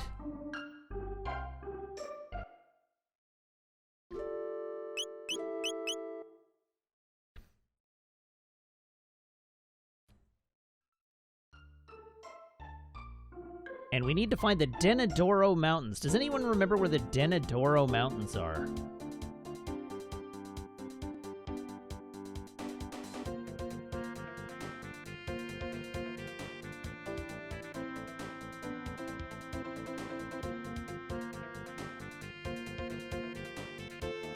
The Denadoro Mountains are by Robo Farmer. Okay.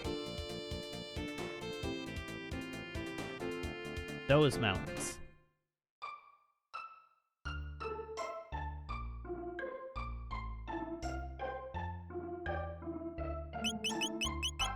We're gonna save here.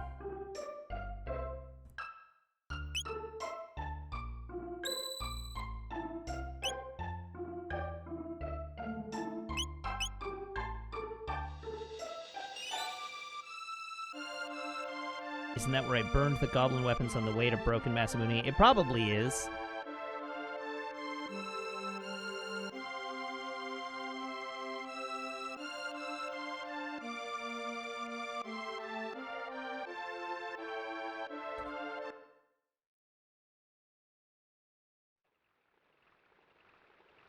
Ah, yes. This zone.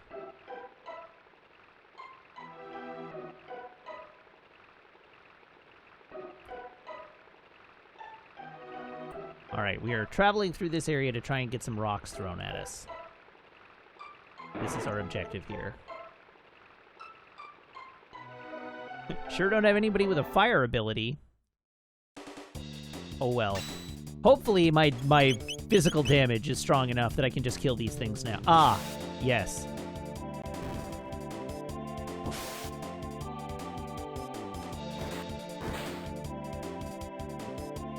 I think that will do nicely.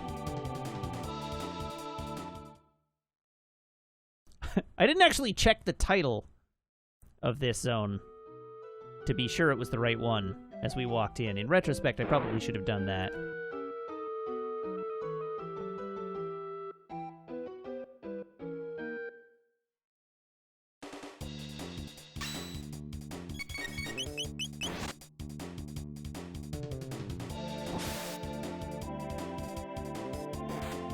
This did say Denadoro Mountains? Alright, good. Then I'm in the right place. And I just need to get far enough up.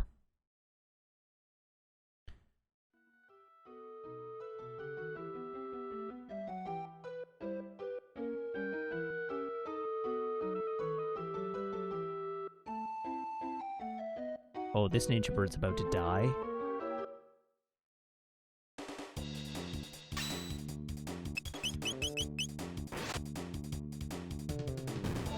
So long.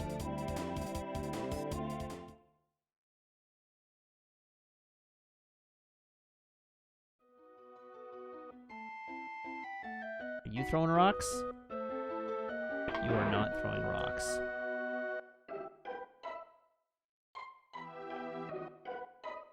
Oh. Get on the bridge. Yeah, Isla did get to do something for the first time in a while. Isla's helping.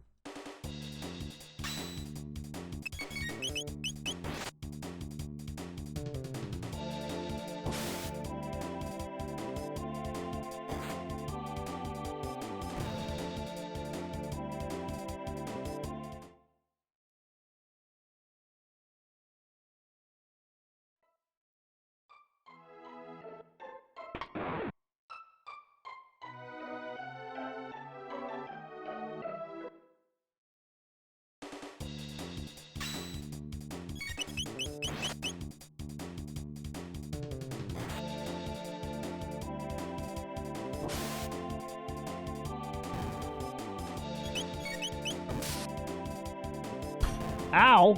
Wow. That's some damage.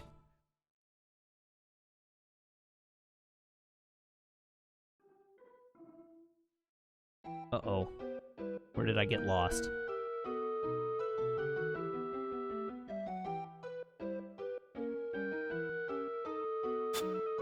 There we go. Aha! He did catch it. Okay, cool. So, the rock that he just caught should be a gold rock in my inventory.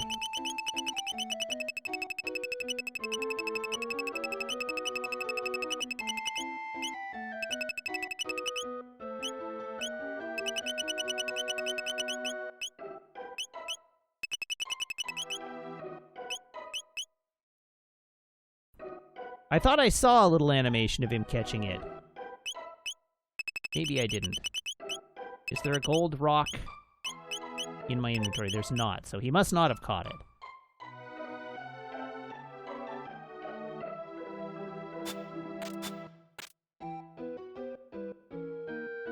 Catch the rock frog.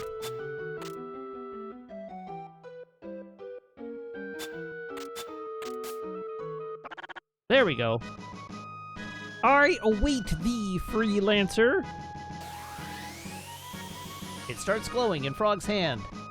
You got the gold rock. A changed frog, aren't I? Alright, thanks. It was fun. Peace.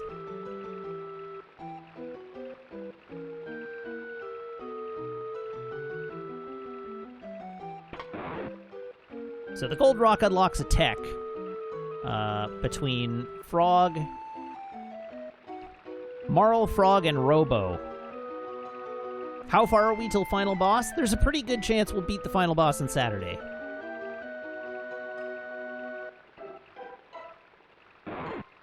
We have one more real big side quest to do that we will not be able to finish tonight.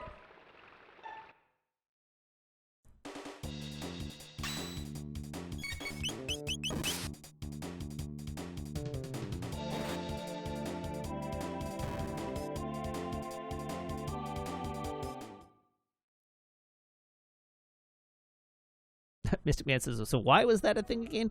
That was just a little side thing to get a gold rock to unlock an ability. Yeah, the Rainbow Shell will be a pretty big chunk of time, although hopefully I don't have to redo any of it. And then we have the Black Omen, which is a dungeon, so that'll take a while. I don't know, we got 4 hours together on Saturday.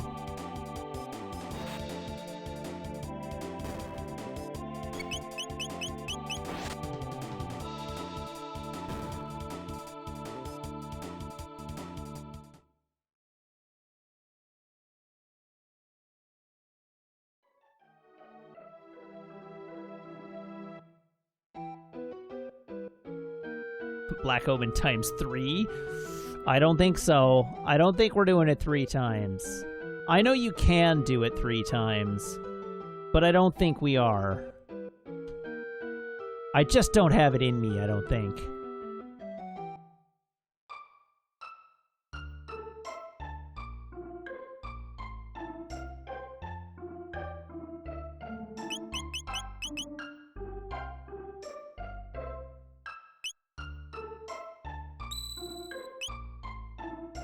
Because the Black Omen appears in what? Does it appear in every time period? It does appear in every time period, doesn't it? It's even in the far past.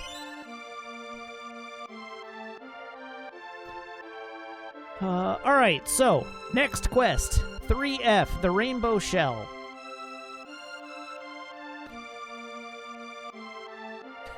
Do I have this in me tonight?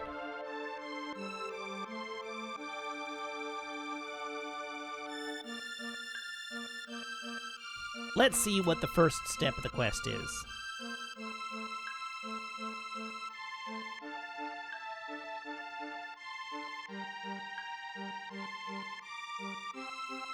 Alright, so first things first. Dealing with Toma Levine.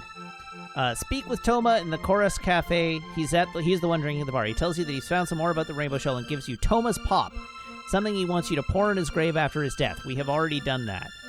Okay, if he doesn't appear here at all, then you must go to Dorino and Porre and talk to him there. Then he'll appear here. Or you already spoke with him earlier, likely in a previous side quest. Travel to 1000 AD. I should fly to Lavos at least once just for the scene. Okay.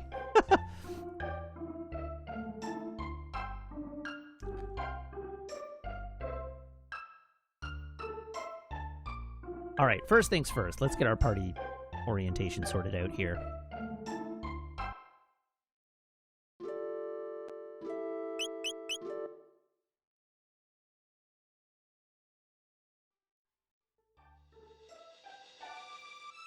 All right, so we are headed to 1000 AD.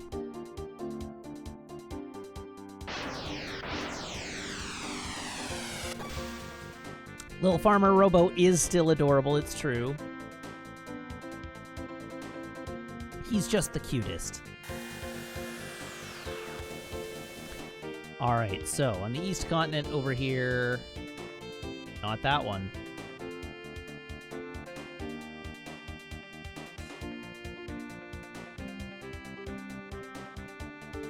South to the Northern Ruins.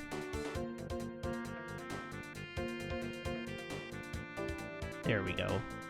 Right here. Doop. The West Cape.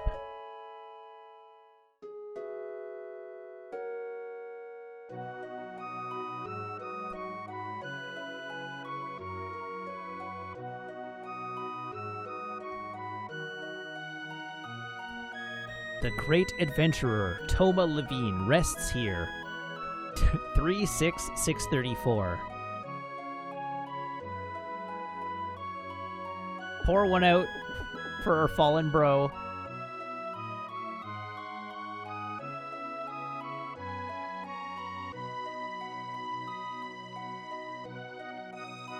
Chrono, long time no see. I've located the rainbow shell. To the northwest of this cape is a large island called the Giant's Claw. You can find the shell there. The Giant's Claw. All right.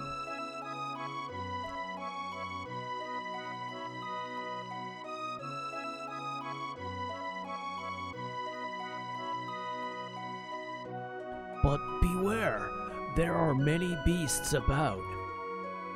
Time to shove off.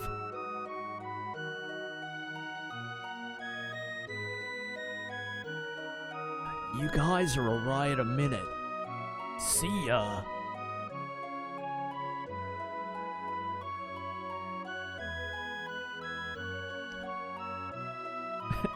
Note, Toma died on the way back to his home planet. All right, off to the Giant's Claw we go. That's not it. How have I already lost track of where the Giant's Claw is?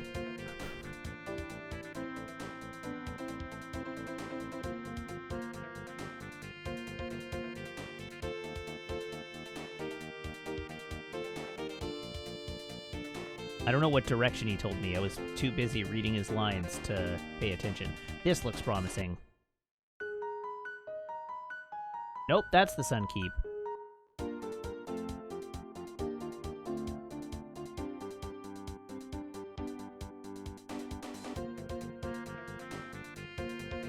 Northwest of the Cape. But northwest of the Cape is where... Oh, I'm in the wrong time period.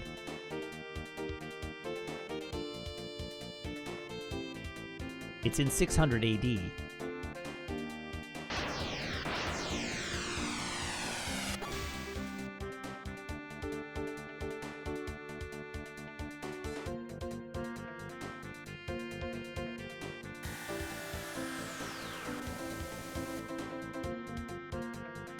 Alright, so we go down to the south here, northwest of the Cape, to here.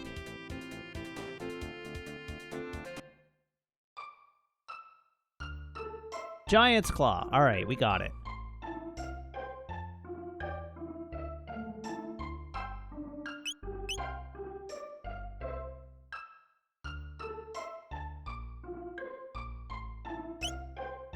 Save again before going in.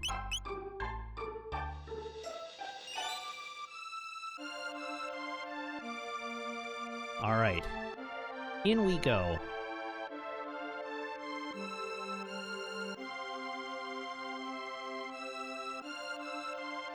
After I page through all these menus.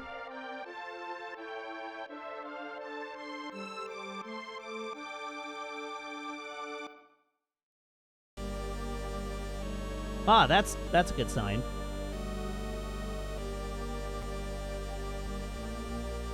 All right, we have a note. Toma's crumpled note. Those holes. What if I jump into them on purpose?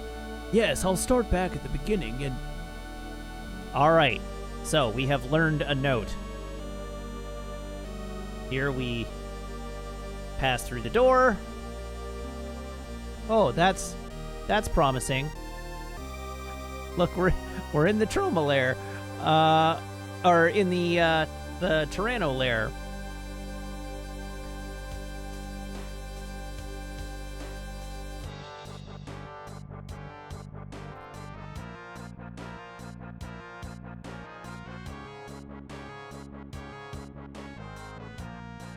All right, so we are actually fully in the Tyranno lair here.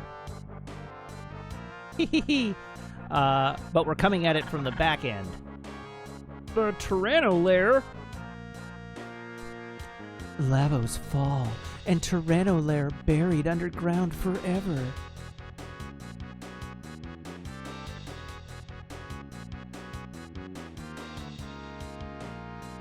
Alright, we can fight some dinos. And, we probably want to find out if these dinos are extremely scary or not. Are you scary, dinosaurs? You're a little scary. Oh, you're very scary. Okay, I should give Chrono the gold stud again.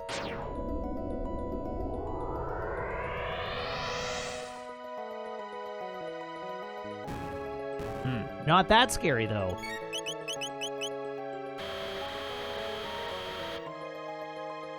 Oh, actually, yeah, pretty scary. I saved right before I came in here.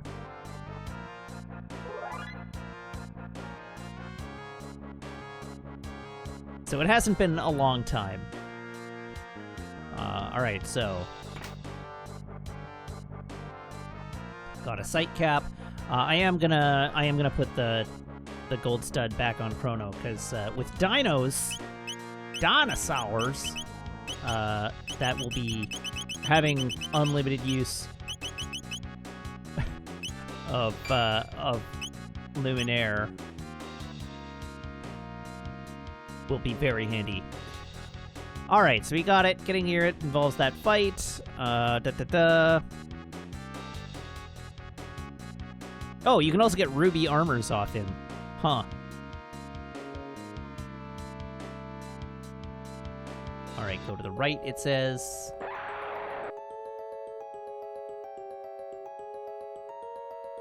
I don't like these guys' lips.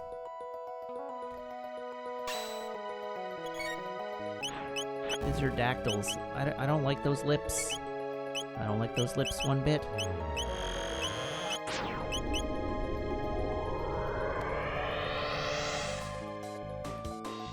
Oh no!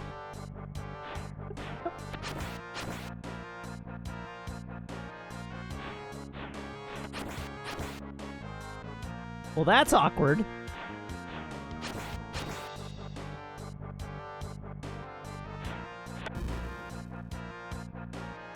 We sure did.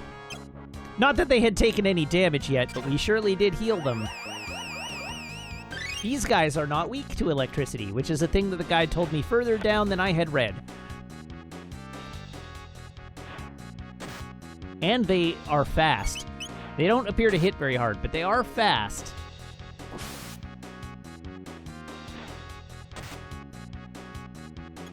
Look at all these freaking attacks.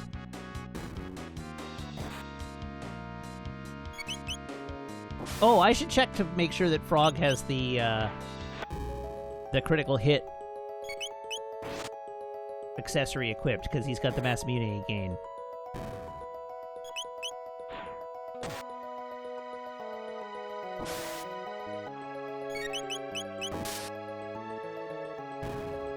Isla, however, now hitting like a freight train.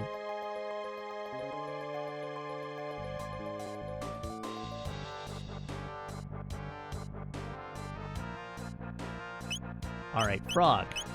You should not have the power scarf on, you should have the hero's medallion.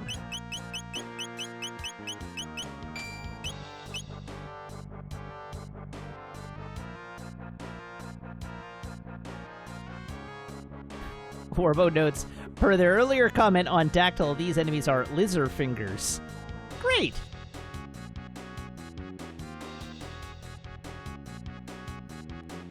Okay, another familiar room. Step on the upper switch. Save. Use a shelter.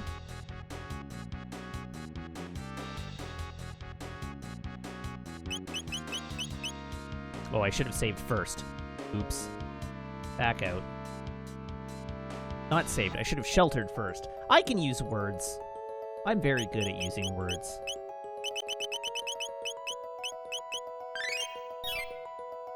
There we go. Now I can save.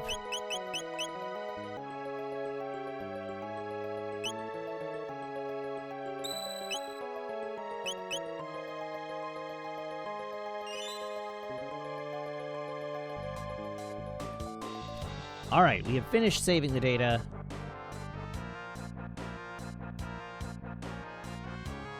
Alright, so we had pressed the top switch. Step on the lower left.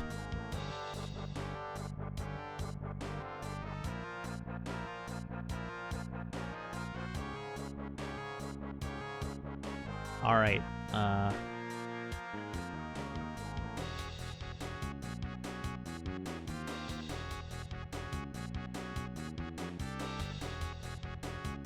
Boop. Okay, so we have 2 holes. Bye, kitty. Alright. And, now, it actually says to leave the right switch untouched. Unless you want to get into some combat.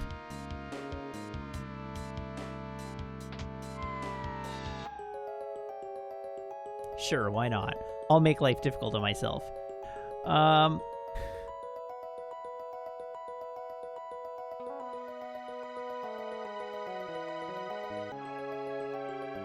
And now we just jump in a hole. So the deal with the cat is that there's apparently a running gag in this game. It's not really it's fairly subtle, but there's apparently a running gag in this game that Chrono's cat has been stowing along with the team the entire time. And has basically been following them on their adventure.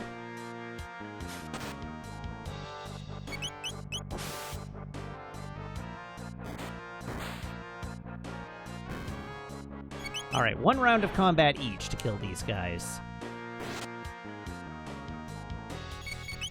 It's actually not that, Mooseville Cat says. I know there's a thing with cat food and the complete ending. Oh, it has to do with the kitten breeding. Alright. Which is a game component that I haven't engaged with in this at all.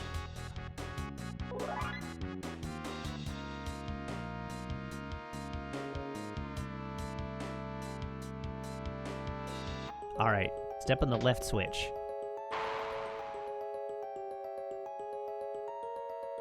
Okay, step on the left switch to open the giant skull's mouth, leading to a power tab. Just to a power tab? Just to a power tab. Or step on the right one to invite 3 leapers. Is that a switch? That's not a switch. There we go. Ooh, there's an item down there. That's enticing to me, but will almost certainly get me in a fight if I try to collect it.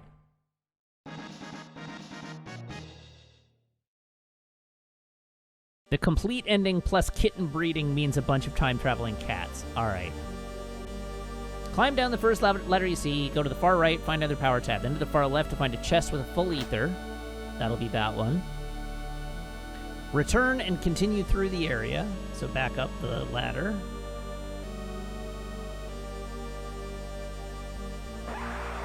We get attacked again.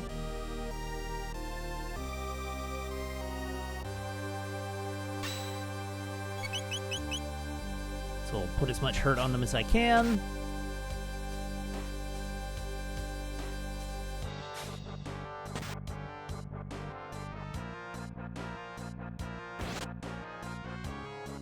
Oh, Isla, could you not please have done more damage there?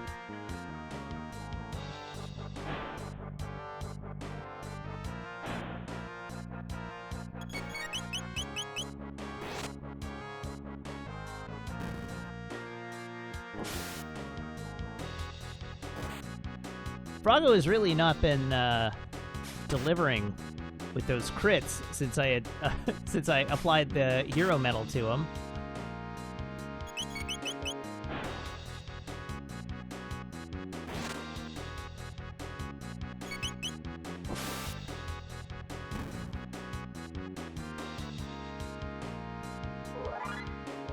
Okay, I should probably heal.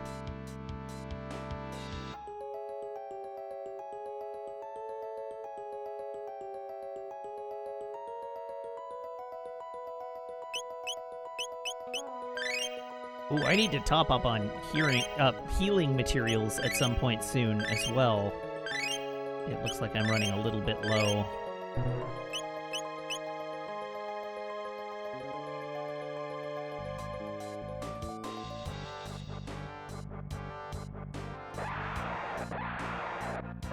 Ruh-roh.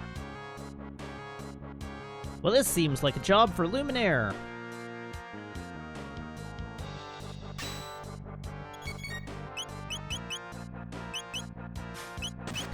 I also like that Chrono is now apparently the slowest person in my team. Because Isla's got star speed.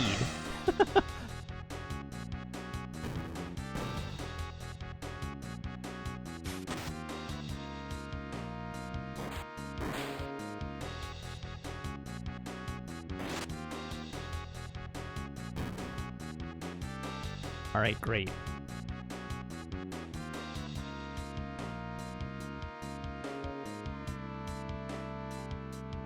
Okay, so we have a blue rock. Don't know what the blue rock does. I guess I should look. What does a blue rock do? We have a black rock and a gold rock. So presumably it unlocks a tech.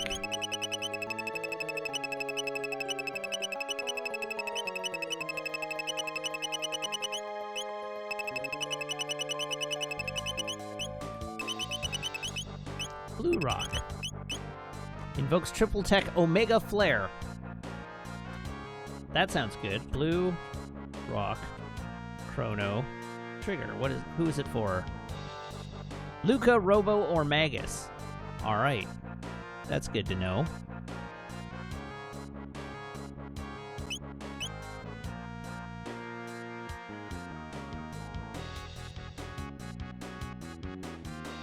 Okay, so... The second to best triple tech in the game. In the next room, do your best ignoring the ladder leading off screen. Broken ladder leading off screen. That's that one, I assume. Climb the ladder south.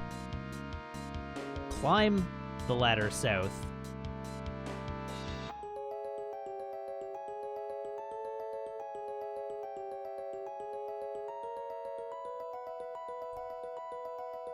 Sure.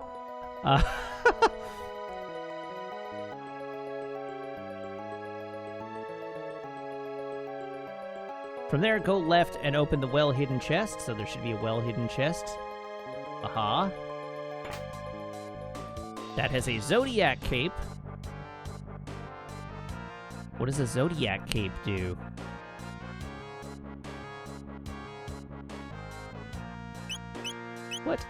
What is a Zodiac cape exactly? Zodiac cape actually sounds like it's probably an armor for Magus.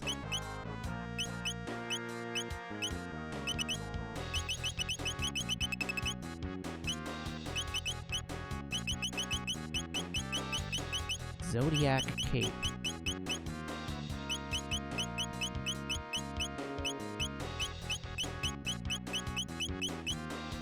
Why can I not see this thing?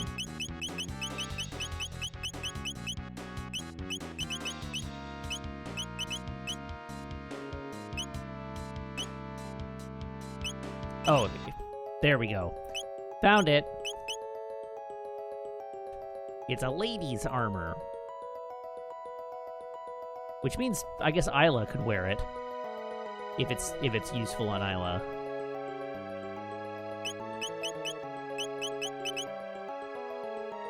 Yeah, that's pretty good.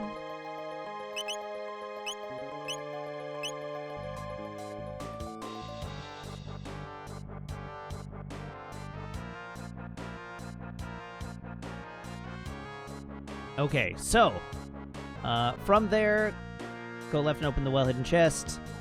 Go southeast and find a chest with a lapis in it. That'll be that one.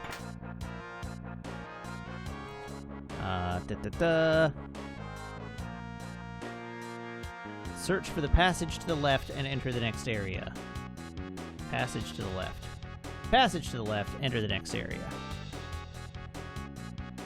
Alright, we got ourselves a duo of leapers here. I'm going to check my health again, just to be sure.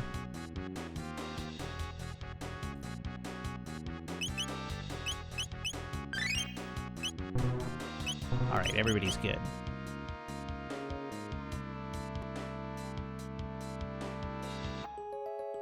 Hello, leapers. Ah! They brought a friend. Why did they bring a friend? Why do they always bring friends?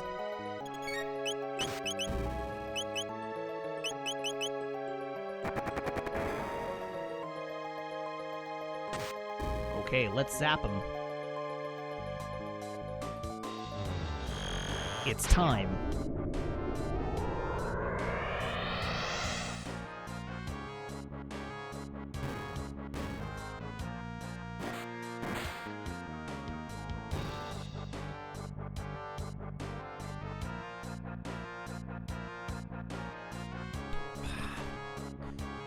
Warbo says, why is it that climb down does not feel like it's included in the word climb? I think it has very much to do with the fact that climb implies up.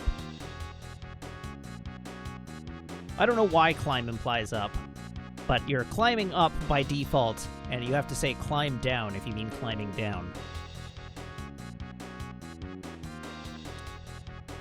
Alright, so we did fight the leapers. Enter the left skull. I suppose that much was obvious. The left skull to continue.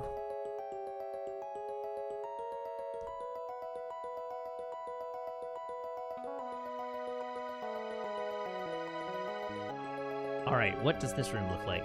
Oh yeah, okay. This room looks like this. Buttons that drop the monster to the nearby prison cells below. Turn left. Do I want to press the buttons? Maybe I did want to press the buttons. This is actually kind of a scary fight combo. Falcon hit. Yeah, why not?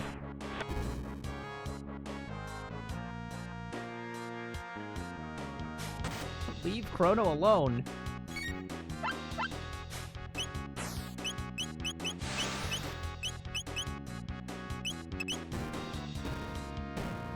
Alright, got him in one.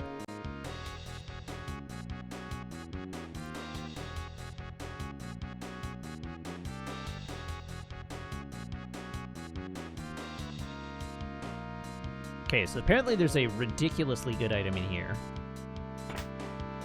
Got one. Frenzy Band. A Frenzy Band. Frenzy Band. Unfortunately, I can't combo it with, like, other things, but the Frenzy Band has a ridiculous... Oh, the Frenzy Band will be super good with the Shiva Edge, though. No, not with the Shiva Edge. Still, Frenzy Band better than Rage Band because it gives 80% counterattack rate. Counterattack all the things.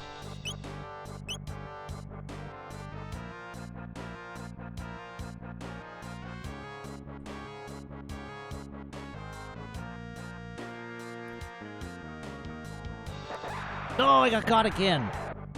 I should have sent them to the pit.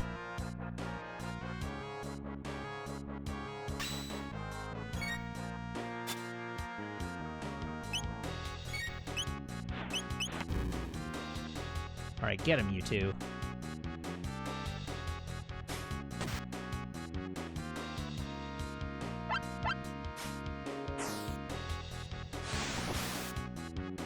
Get her done.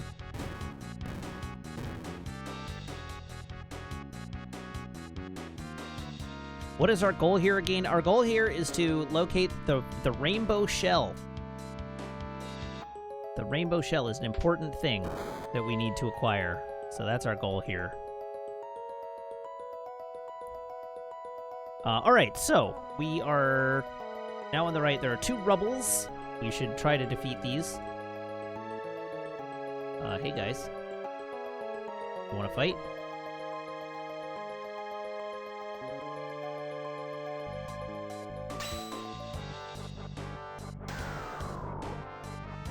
Right, and now all we can do is physical attack. Here I was thinking it's like, I will magic them to death, but that's not a possibility. Thank you, Chrono. Oh, but he didn't kill it. That's really unfortunate. Don't you dare run away. Oh no. Here we go. Beautiful.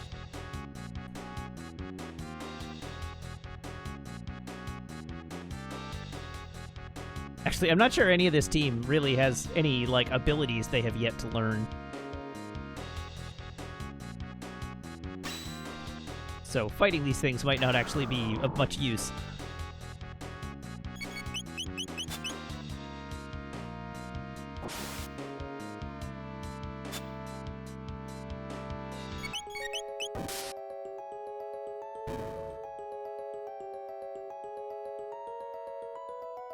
Okay, so from here,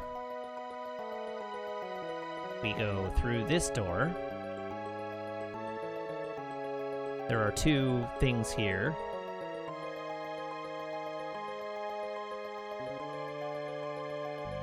Boop.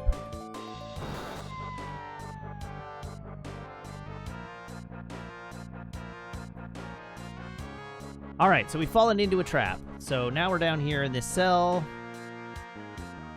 But we can get out easily.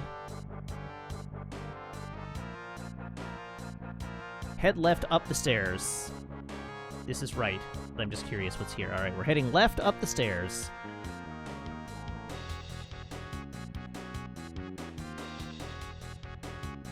Power tab.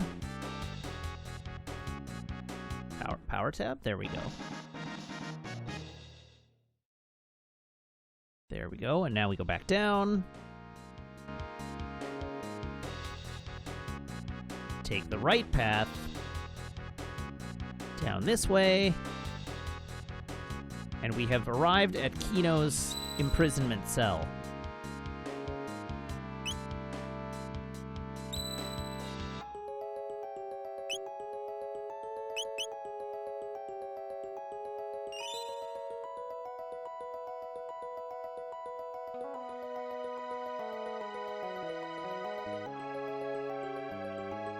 Alright, we've finished saving data. There's a save point here, so naturally I want to be prepared. So we're going to look at my equip again.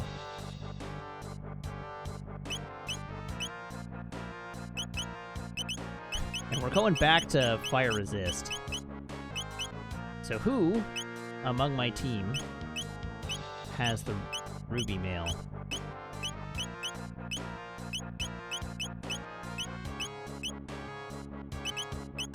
Red mail. There we go. Ruby vest. Ruby vest. That'll do.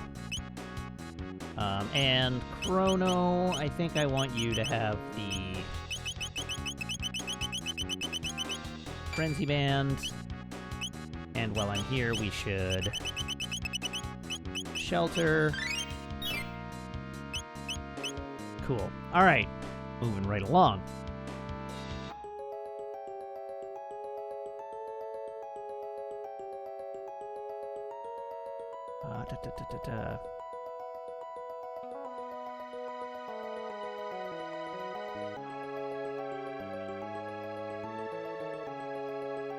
Sorry, I'm just reading the guide here real quick.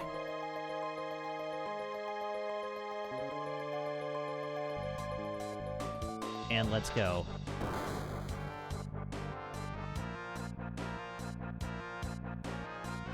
There we go. Through the door. Hey, buddy. He's big. We have located a large boy. Are you gonna fight us, though? How do we fight you?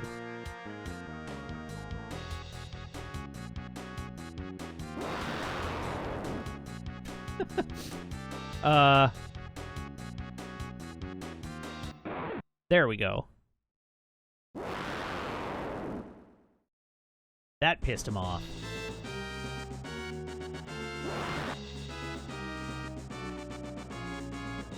Alright, so this guy has an enormous amount of HP that I have to bleed off very quickly. That's the big piece of information that's been delivered to us.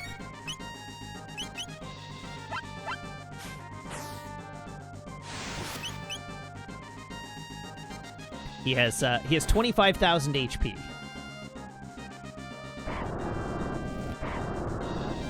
Thankfully, I think I can put an enormous amount of HP, or an enormous amount of damage on him very quickly, relatively easily.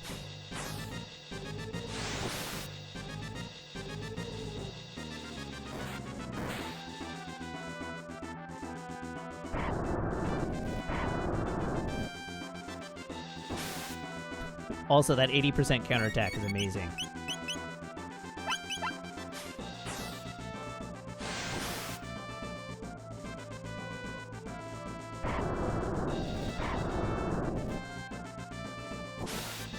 Well, I suppose I could steal from him. He does have a good thing, so I probably should at least steal from him once.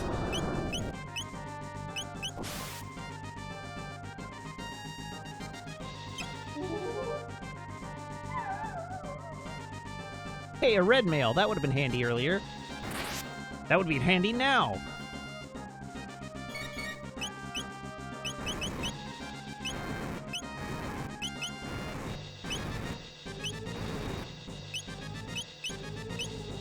Alright, who's most in need of a heal? Frog is. How much did he heal himself for there? I didn't notice. Like, how much did the dino heal himself for?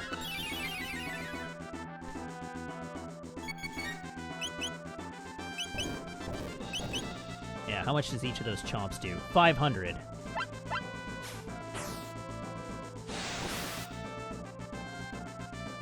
Okay, I still think I can outrace this. But I will need to get Isla a heal here real quick. Oh, I'm gonna need to get everyone a heal here real quick.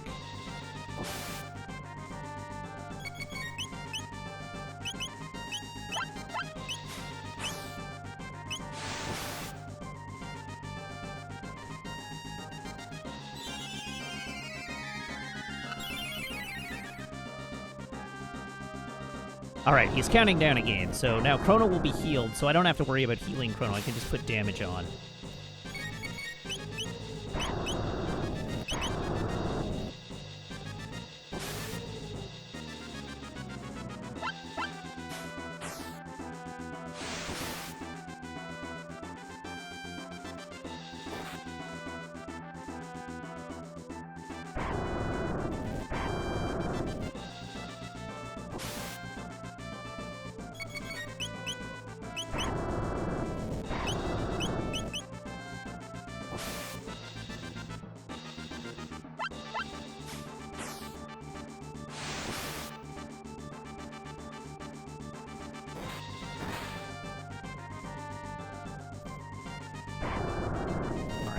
Roar.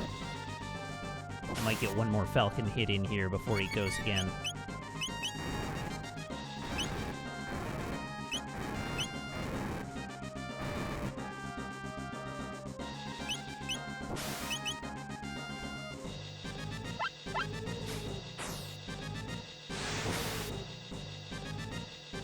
Beauty, beauty. Everything's okay.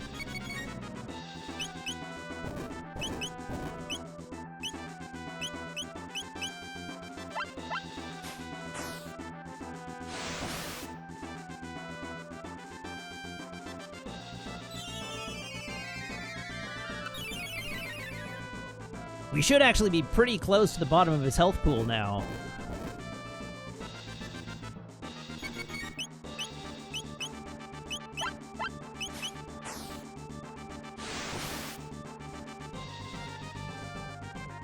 There we go! Did it!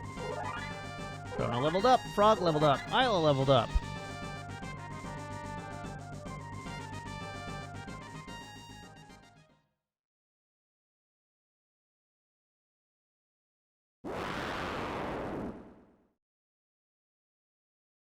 Okay.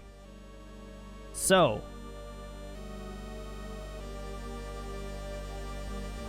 Hey look, a rainbow shell. Neat.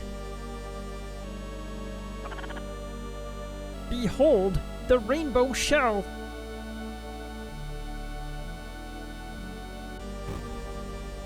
Uh-oh. Heavy, heavy. Can't carry. Castle people help?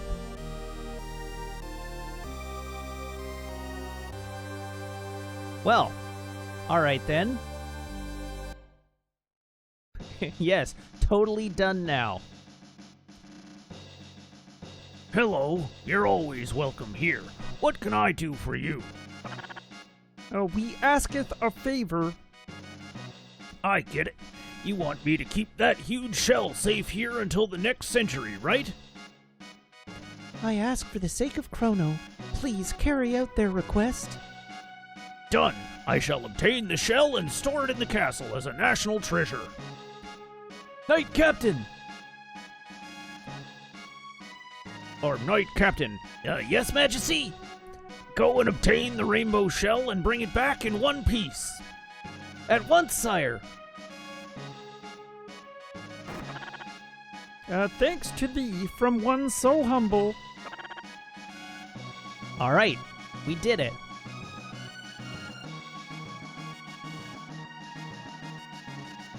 Alrighty. Mission accomplished. Correct? If Isla can't carry it, how will the soldiers? I assume they'll get, like, a bunch of them together to lift it.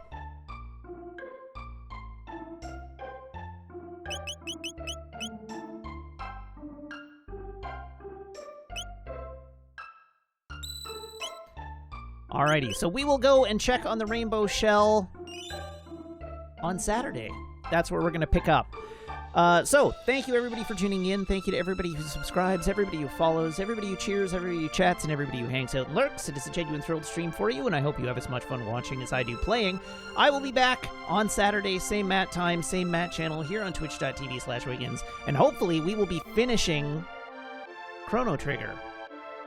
Hopefully we'll be finishing Chrono Trigger on Saturday. So that's the plan. So if you don't want to miss the ending, be here.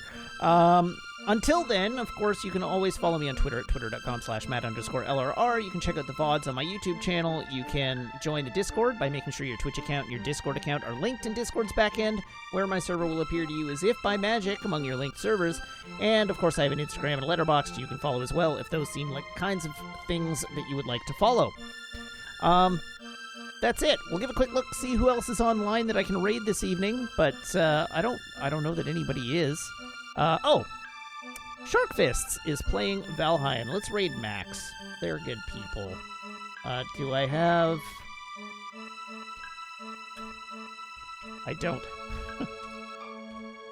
Alright, everybody hop aboard this raid train, and I will see you back here on Saturday. Until then, have a great night, take care, and so long.